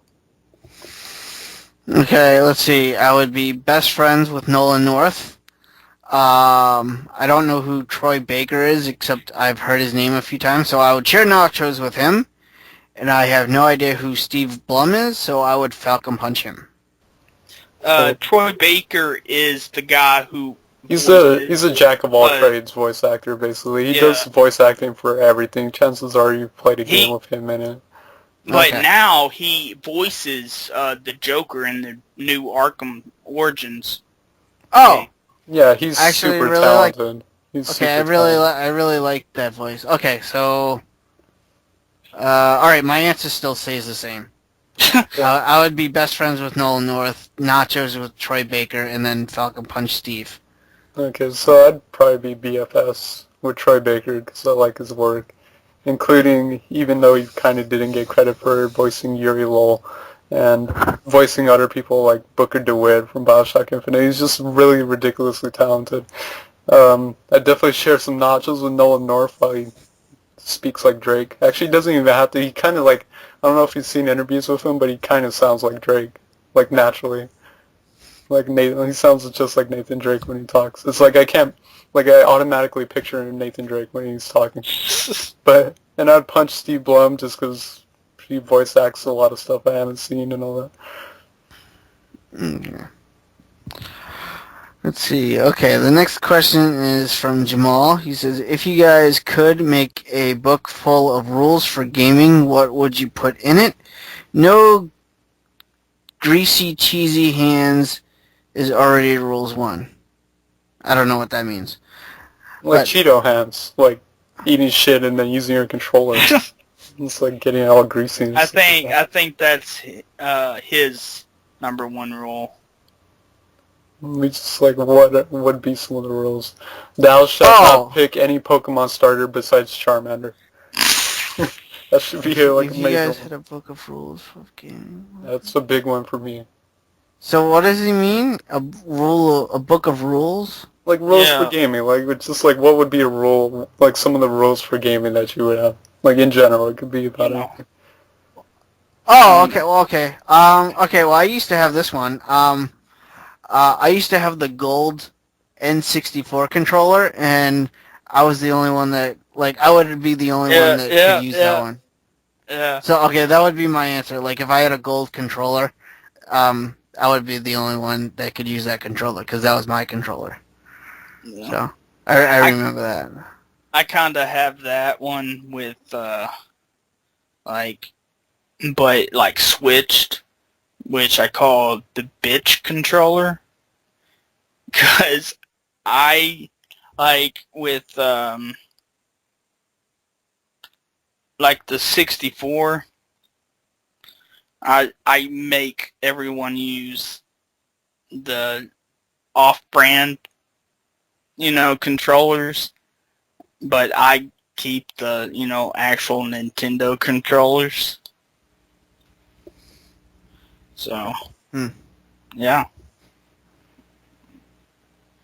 Okay. Okay, and he had... Dan, did you answer?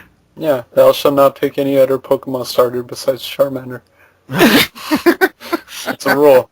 Charmander, Alright. GTFO. He has a second question. He says, if you guys could be buried with one game, what would it be? I don't know. I'm just gonna go with an easy answer. I'm gonna be buried with a game that actually got me into gaming in the very first place when I was a little kid. That would be Mega Man 2 for the NES. That was the game that got me into gaming, so it seems fit. I guess be my favorite video games, Sonic 3 and Knuckles. I have two answers. One's a witty ass answer, and then one's a general answer. So my general one would be Super Mario World, and then if I was witty, I'd be buried with Dead Rising. That'd be a zombie. Oh, he's zombie. Eventually. Okay, let's see. Next question is from Shinobi Magos. He says, what is your favorite horror films? Mine's easy. Mine is Friday the 13th. Yeah, I was gonna say Part 3. Yeah, I love any of the classics. Friday the 13th, Halloween, Nightmare on Elm Street. I'm not like a big fan of like modern day horror stuff. I don't know, there's a lot of stuff out there that I just not interested in or just can't watch.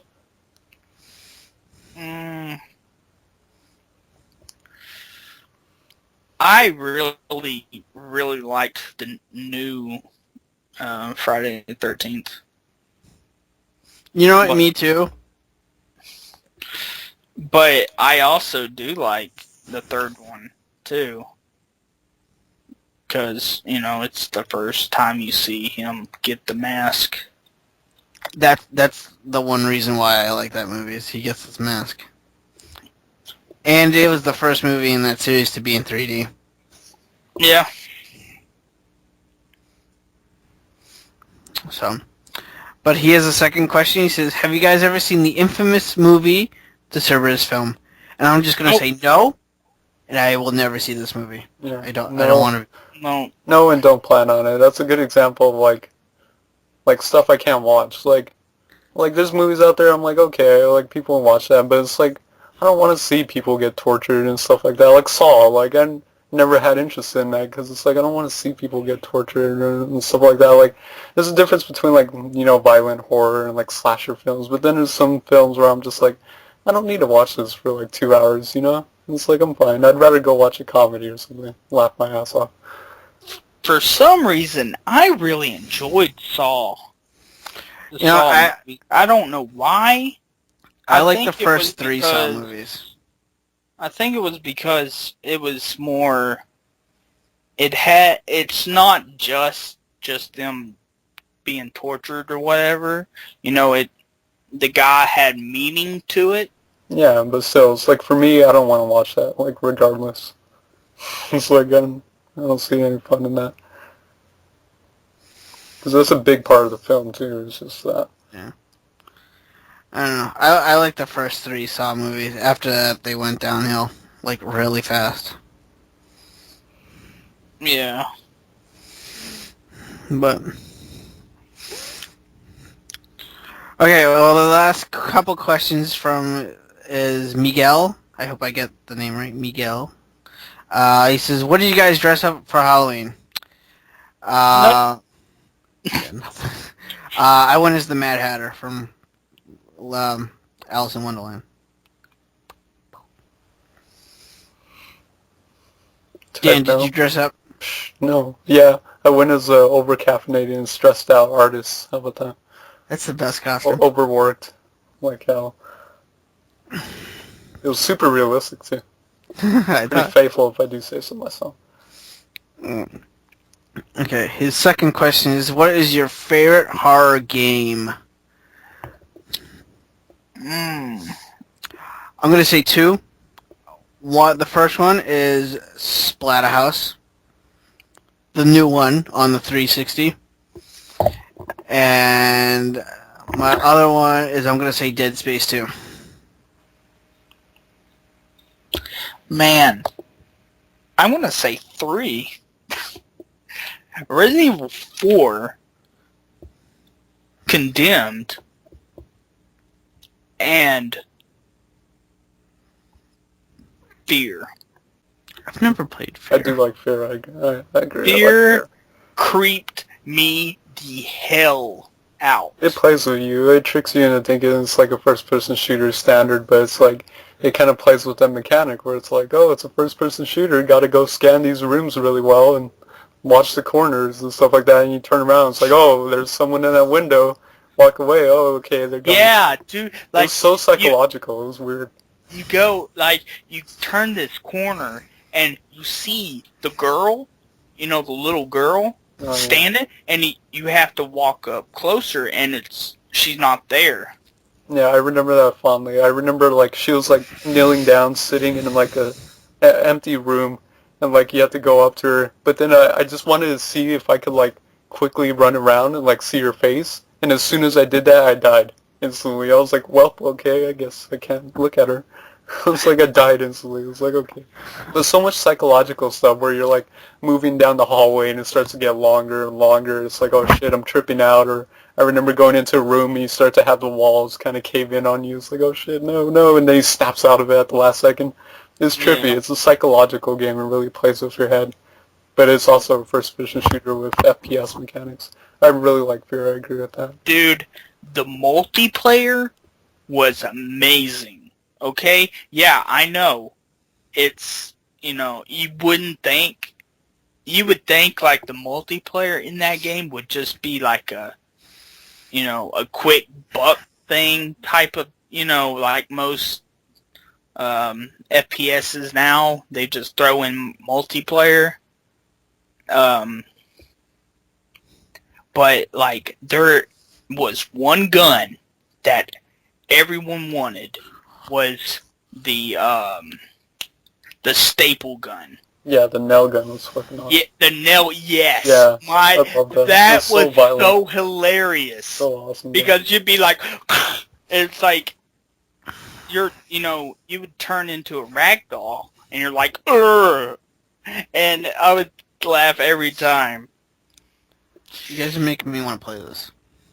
And then the slowdown was fucking awesome. I love the slowdown effects. It's so good because it really enhanced like every shot and stuff like that. It was so much fun. Man, I kind of want to go back and play Fear. Dude, I bought Fear. It's been a while. Fear with all the bulk DLCs and Fear 2. I hate 3. 3 is not... No, that's when the series started to go, kind of traditional, like, oh, it's super blockbuster FPS kind of thing. Yeah. It kind of lost the essence of Fear. If you want to play Fear, play Fear and the DLC for the first Fear. Or I think, I could be wrong, but they also probably had DLC for Fear 2. But I don't know. But yeah, just play, Fear and Fear 2 and their DLC. I'm looking this up. I also like Parasite Eve. Parasite Eve is kind of like a classic horror RPG cinematics. It's creepy in a kind of different way where it's super atmospheric and all that. But the design and everything, like the monster design and you know, at the time it was really disturbing to have some of these like cutscenes going on with like just heads ripping open and like a monster coming out of it. Something. Yeah. I actually own that game. Never played it. You should, but it's a challenging game. Just keep that in mind. Yeah. It's a really hard game. Yeah, I don't own the second one. I own just the first. So, wasn't it like the first one was like an RPG, and then the second one it's more like a Resident Evil type?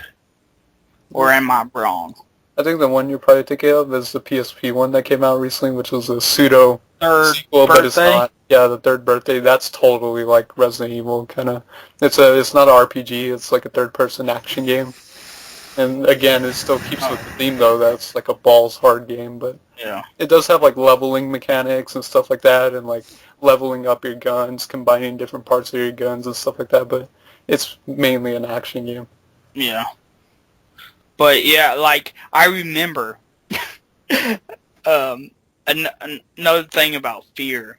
I took my computer over to my cousin's house, same one that loves to, screw people over in Monopoly.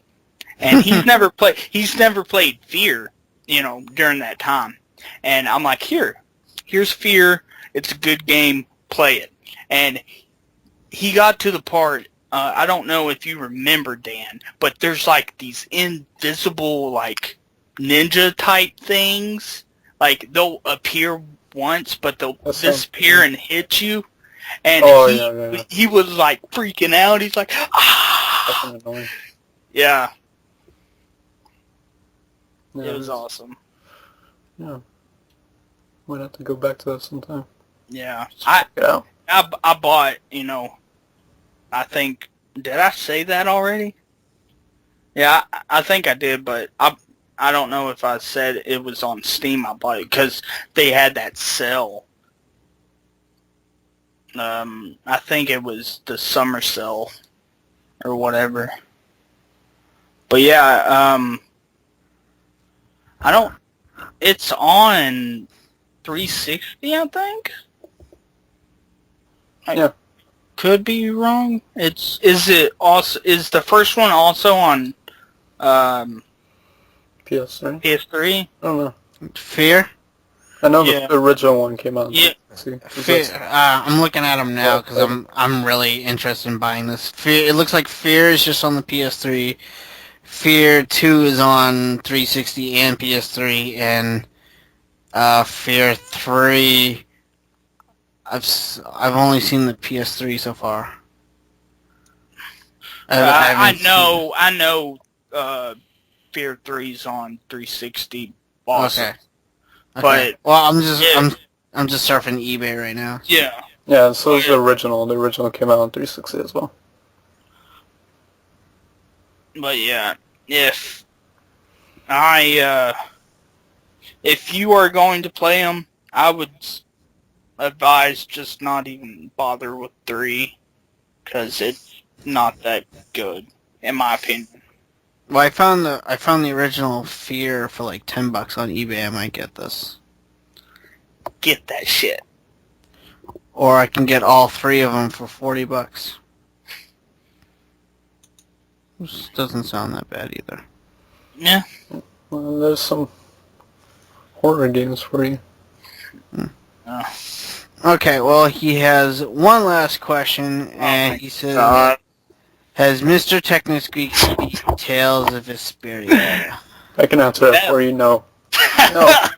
No, he is not. Don't hold your breath on it, because you'll probably pass out. It'll take a while. Yeah, like another year. Probably. Don't make me go to Arkansas and beat that for you. But that is all of our questions, so. Good stuff. Keep the questions coming. Gotta give our carrier pigeons a workout. But why don't we get into games we've been playing, and then we can wrap this up.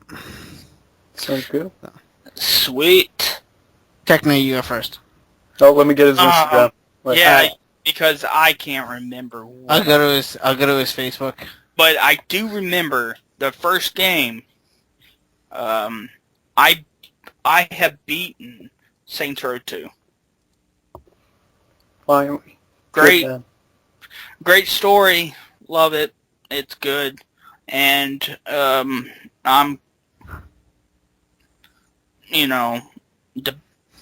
waiting to play 3. I don't know why. It's just I'm playing so many other games right now. But yeah. What else?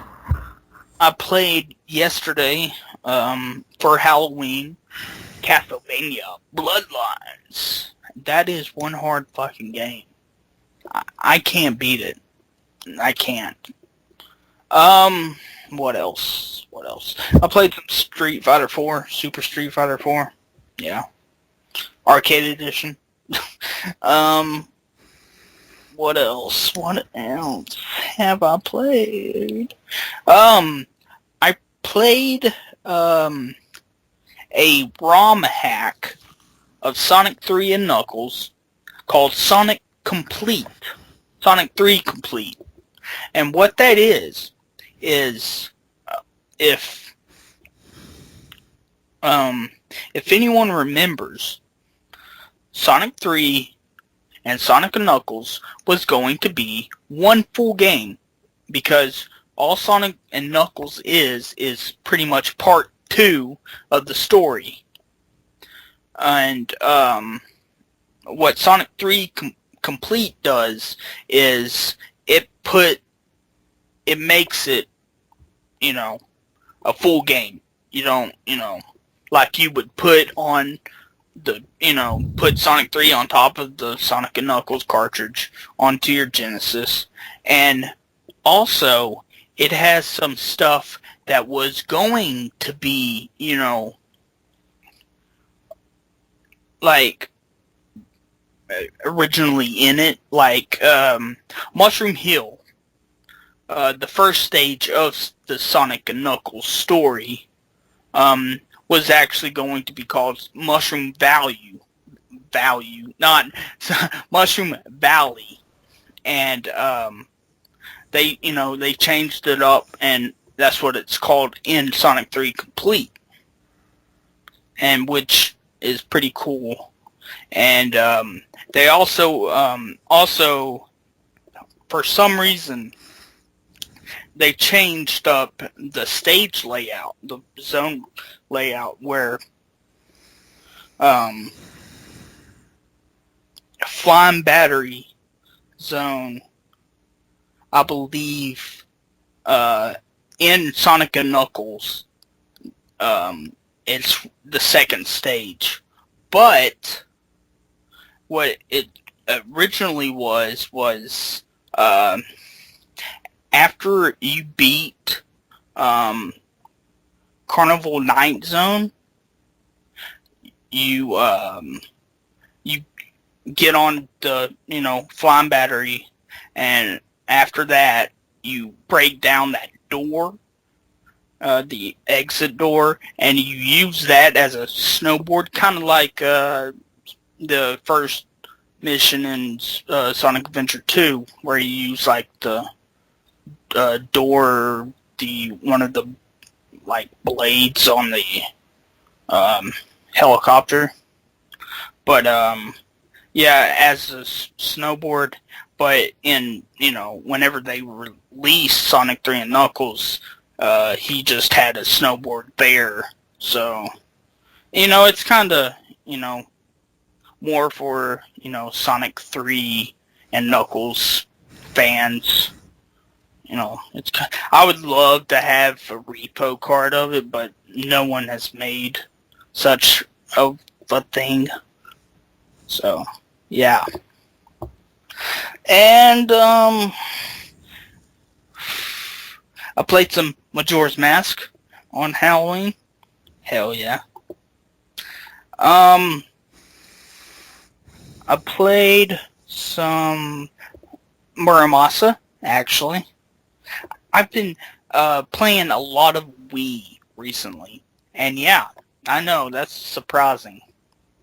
And the reason why is I have a soft modded Wii, and I had a external hard drive that I got last Christmas, and I never used it. And so what I did was I hooked it up to the Wii, and now I have what is called a USB Loader GX, and all you have to do is put in your game, and it will say, would you like to install this? And so I press install, and then now I don't need my discs to, play my Wii games. And you can also do with this with the GameCube games as well, but I don't know how to do that, and I don't really care to. I just want my Wii games. And the reason why is I've looked up on, some stuff, but the disk drive on the Wii is pretty terrible, because if anyone knows, Brawl, there's a couple of Wii games that are dual layered, and Brawl is one of them.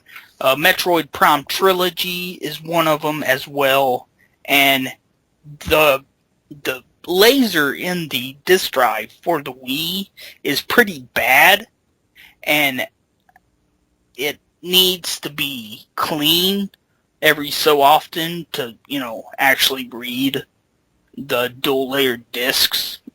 And I actually bought not too long ago, like just before we started this episode, I bought a Wii cleaning disc thing, so I could actually play Brawl. And yeah, I can't think of any more, so Dan? Wait. Forgot one. Super Mario Brothers 2. Yep. Super Mario Bros. Yes. And I agree with you, those goddamn masks were terrifying. They used to scare the shit out of me as a kid. Phanto is one of the scariest. Fucking hunt you down. Like, I just never liked being hunted down by anything in video games. Dude, Phanto was awesome. I know, Phanto's my favorite. Is one of my favorite Mario characters. But he also scared the shit out of me when I was a kid. But, yeah. What else? Have I missing something? No, I think you got it. No, Okay. The only. Did you say Muramasa Demon Blade? Yeah. Okay. Yep, that was the only one.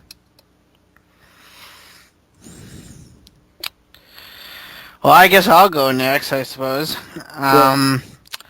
I finished Pokemon X for the 3DS. I don't know what else to say besides what I said last week. It's just kind of your typical Pokemon game. I still think it's the best Pokemon game to come out to date. I don't know if that's just because of the updated graphics or just the. I think it's more with the accessibility with the online features in the game. You can battle anywhere, trade anywhere. Within the game, you don't have to go to a special, NPC character to say, hey, I want to trade with this person, I want to battle with this person. You can literally just battle and trade while you're standing out in like the middle of the woods or what, like within the game. So I still think it's one of the best Pokemon game. Like I said, I beat the Elite Four. I'm the new Pokemon champion. I got all the legendaries in the game that I know of. I still think there are some legendaries in the game that have just never been revealed yet. But I did get the three that were. I did get the four that were in the game, and I will say right now, catching Moltres was a fucking pain in the ass. I swear to God. It's a fucking pain in the ass. But yeah, I like it. It's still cool.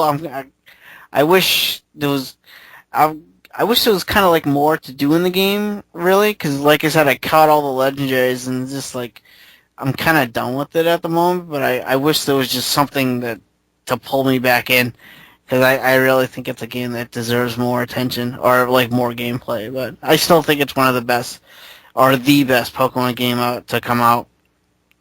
The next game I played was Batman Arkham Origins, and this game is really cool. I really enjoyed it. It's just like Arkham City and Arkham Asylum, but I think it's the weakest out of the three, and I say that only because it's basically it's like a prequel to the other two, and I think what made the other two so great is you had like awesome villains in the game. In Arkham Origins, it's a prequel, so you like Batman's kind of like learning himself. He's kind of learning his villains. I'm not going to say any spoilers in the game, but like the villains in Arkham Origins, they're kind of like I guess the best way to like describe it, like if you take villains like the Joker, Mr. Freeze, Riddler, Two-Face, they're like the A-ranked villains, okay? And then I take like, Killer Croc, Penguin, Man-Bat, they're the kind of like the B-ranked villains. Well, in Arkham Origins, they're kind of filled with like C-rank villains, if that makes any sense. The villains in the game are like Deadshot, Copperhead, Anarchy. They do have some villains in there like the Joker, Penguin, Bane, but they kind of focuses on the C-rank villains, and they're okay. I'm kind of glad they're reaching out to a more like they're expanding on the Batman universe, but it's just not enough to like kind of hook me in, because I did beat the game, and the past two games I kind of like, I went out of my way to collect all the Riddler puzzles and did all the side missions, but like I said, the villains in this game don't really like, they're cool, but they just don't click with me. I don't really care about them all that much, so I'm not really, if a side mission is like pissing me off for this villain, I probably will not do it. And there's like one thing, I kept running into this problem where my game kept freezing on me, and I found this happening when I just finished an area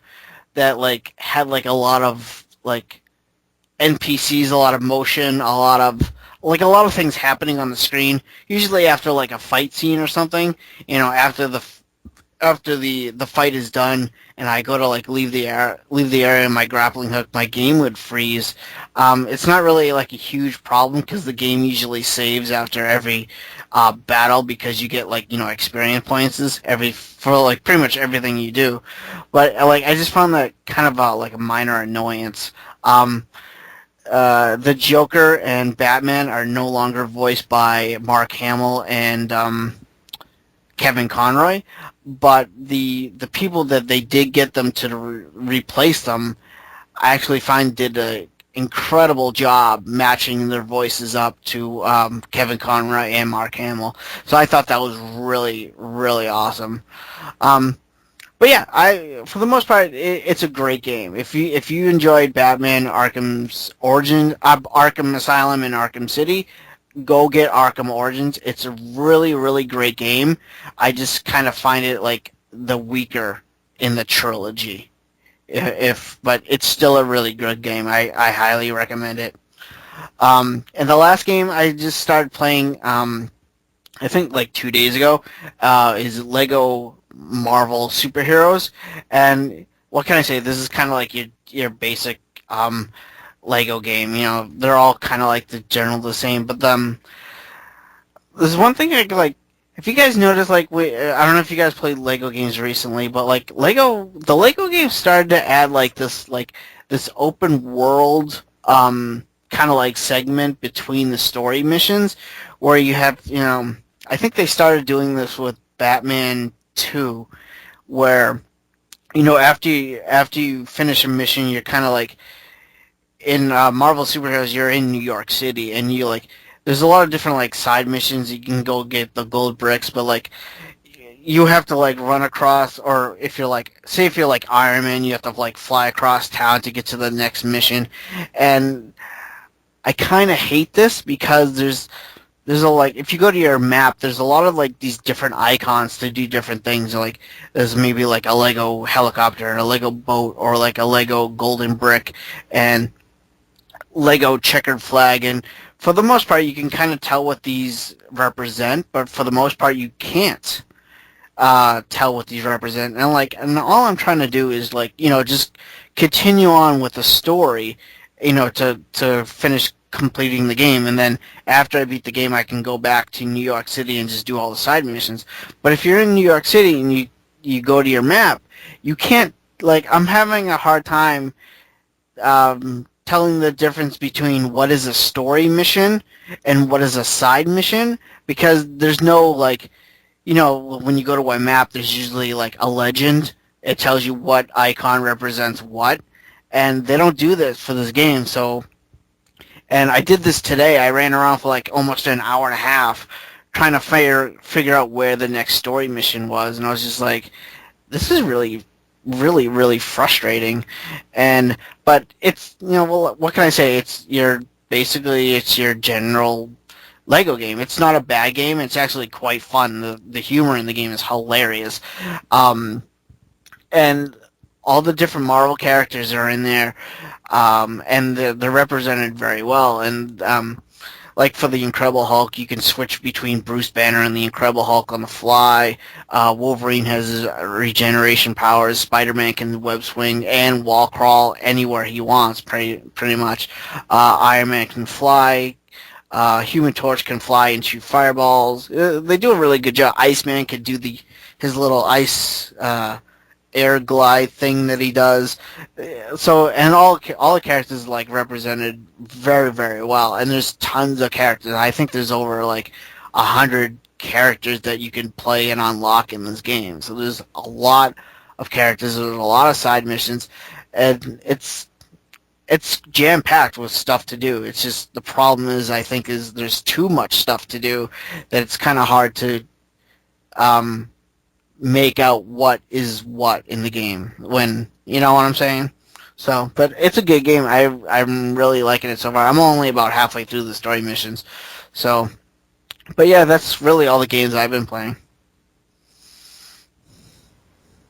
Yay. Yay! I know, I like rambled on, I know. Well, I can make this kind of quick because I've been really, really busy, but I've only played one game. But it's a big one. And I didn't buy it, but my brother actually let me borrow it, so...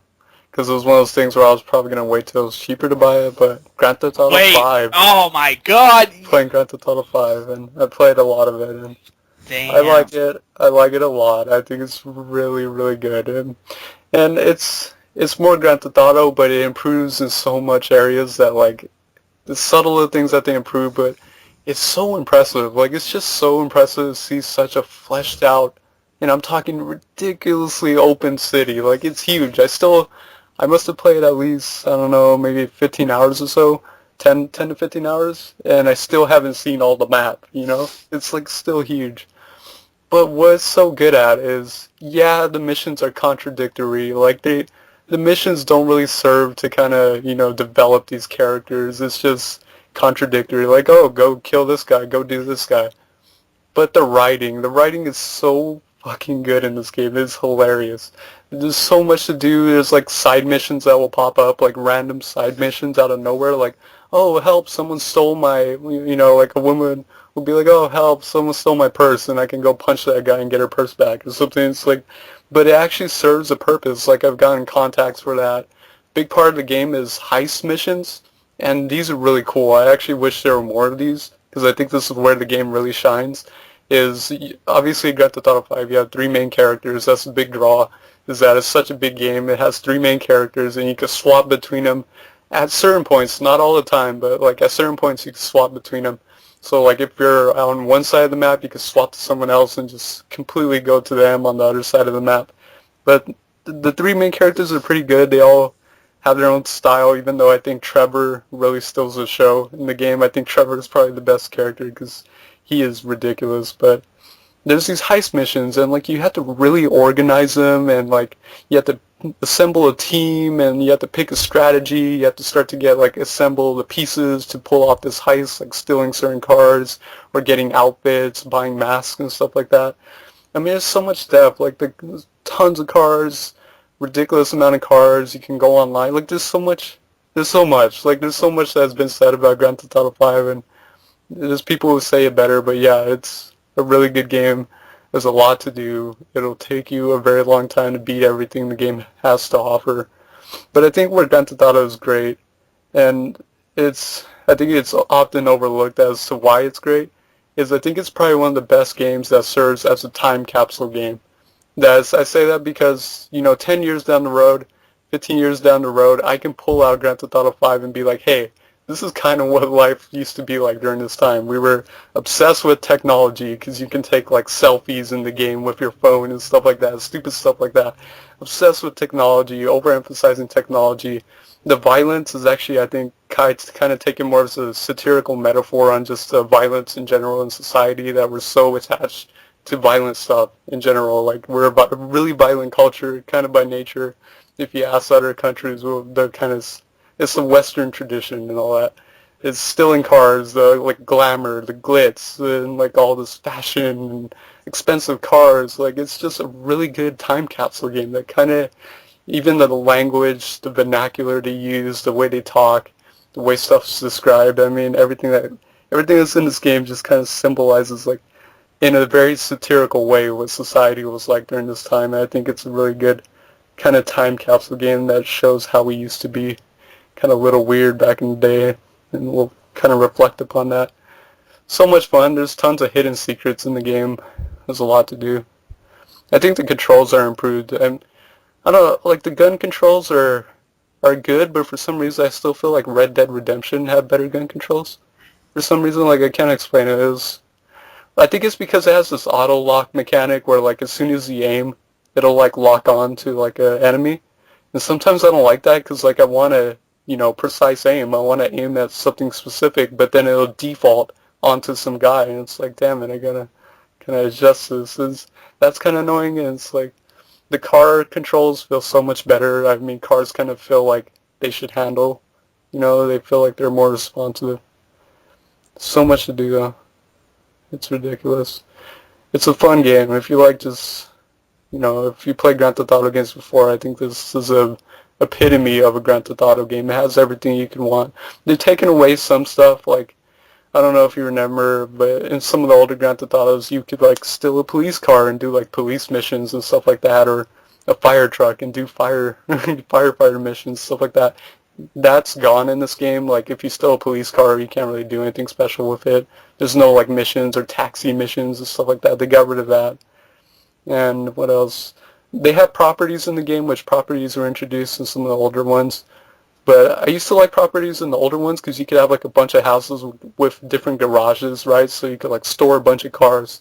Where in here you have like primary safe houses and you can buy properties, but it's mainly to get money, like a weekly income. So you can't get like extra garages or something like that. So I kind of miss that. It's just like, look it up. You'll know if Grand Theft Auto is for you. If you played any of the other ones, you'll definitely love this. There's a ton of content. And it's so much more improved, and it's so impressive. Like, to think Grand Theft Auto 4 and 5 came out on the same system is ridiculous, because it's night and day. Like, it's really ridiculous, really impressive. I commend Rockstar. So, Now, I have a question. Could you you play as 3 guys? Could you favor one over the others? not really, because like every character has their own specific missions. So like there's missions that like only certain characters can engage and stuff like that. So you can't like play a whole game with one character, because you'll get to points where like you'll beat all the missions, but then you'll have to switch to Franklin or something because the only missions remaining are with him. So it kind of forces you at certain points to switch to other characters and use them. So you can't go through the whole game using like one character because you won't be able to beat it. But it's interesting. It's hilarious too. Like there's like some missions with this dude trying to legalize weed, and then you go on a rampage shooting aliens and stuff like that, or killer clowns or something. Like there's a lot there. Like it's more than just senseless killing. has so much fun being a dick in like so many different ways. One of my favorites was going to like the mountains, the tallest mountain, and trying to dirt bike down the whole mountain, and I wound up dying. But there's so much to do. It's really hilarious. And another thing is like, I love throwing myself at people because it's so hilarious. The ragdoll physics are so good. It's so funny. But I'll just toss myself at people and knock them down. It's funny. So yeah, if you played any of the other Grand Theft Auto games, this is kind of the end-all, be-all Grand Theft Auto until the next one, because it's super impressive. And yeah, that's a big one. It's a big time sink. Have you played the online yet? Yeah, and I've never been a big online guy in general, but it's not for me. I don't like it. Because, like, it's annoying because when you go in there, you hear everyone talking. Like, there's no way to just, like, mute everyone. You know how some games have, like, mute all or something, because I don't want to hear all these people talk. Because it's ridiculous. Like, they're idiots on there. But you have to go through, like, each name and, like, mute them individually. It's annoying, but... And the online works different because you have to, like, make your own character and stuff like that and make your money back again. And it's weird. It's fun because it still has, like, the online still has, like, its own co-op missions and all that are exclusive to the online campaign. And a bunch of different modes to do. There's a lot there. It's a lot to do. It's a big, big game. But I have fun. That's it. Well, that's about it, guys. We should probably wrap it up, don't you think? Yes, I agree with you. Techno doesn't care. He left like 10 hours ago. Yeah, Techno left already.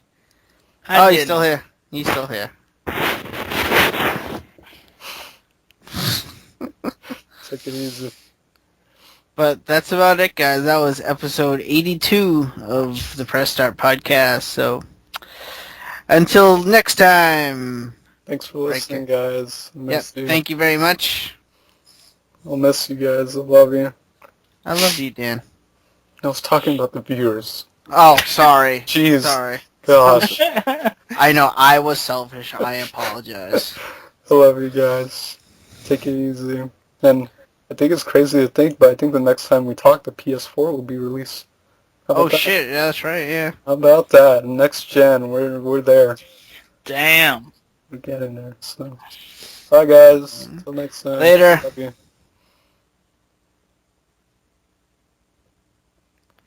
Techno, you didn't even say bye Yeah, I was just once. thinking. I was going to say bye. It like takes a real asshole.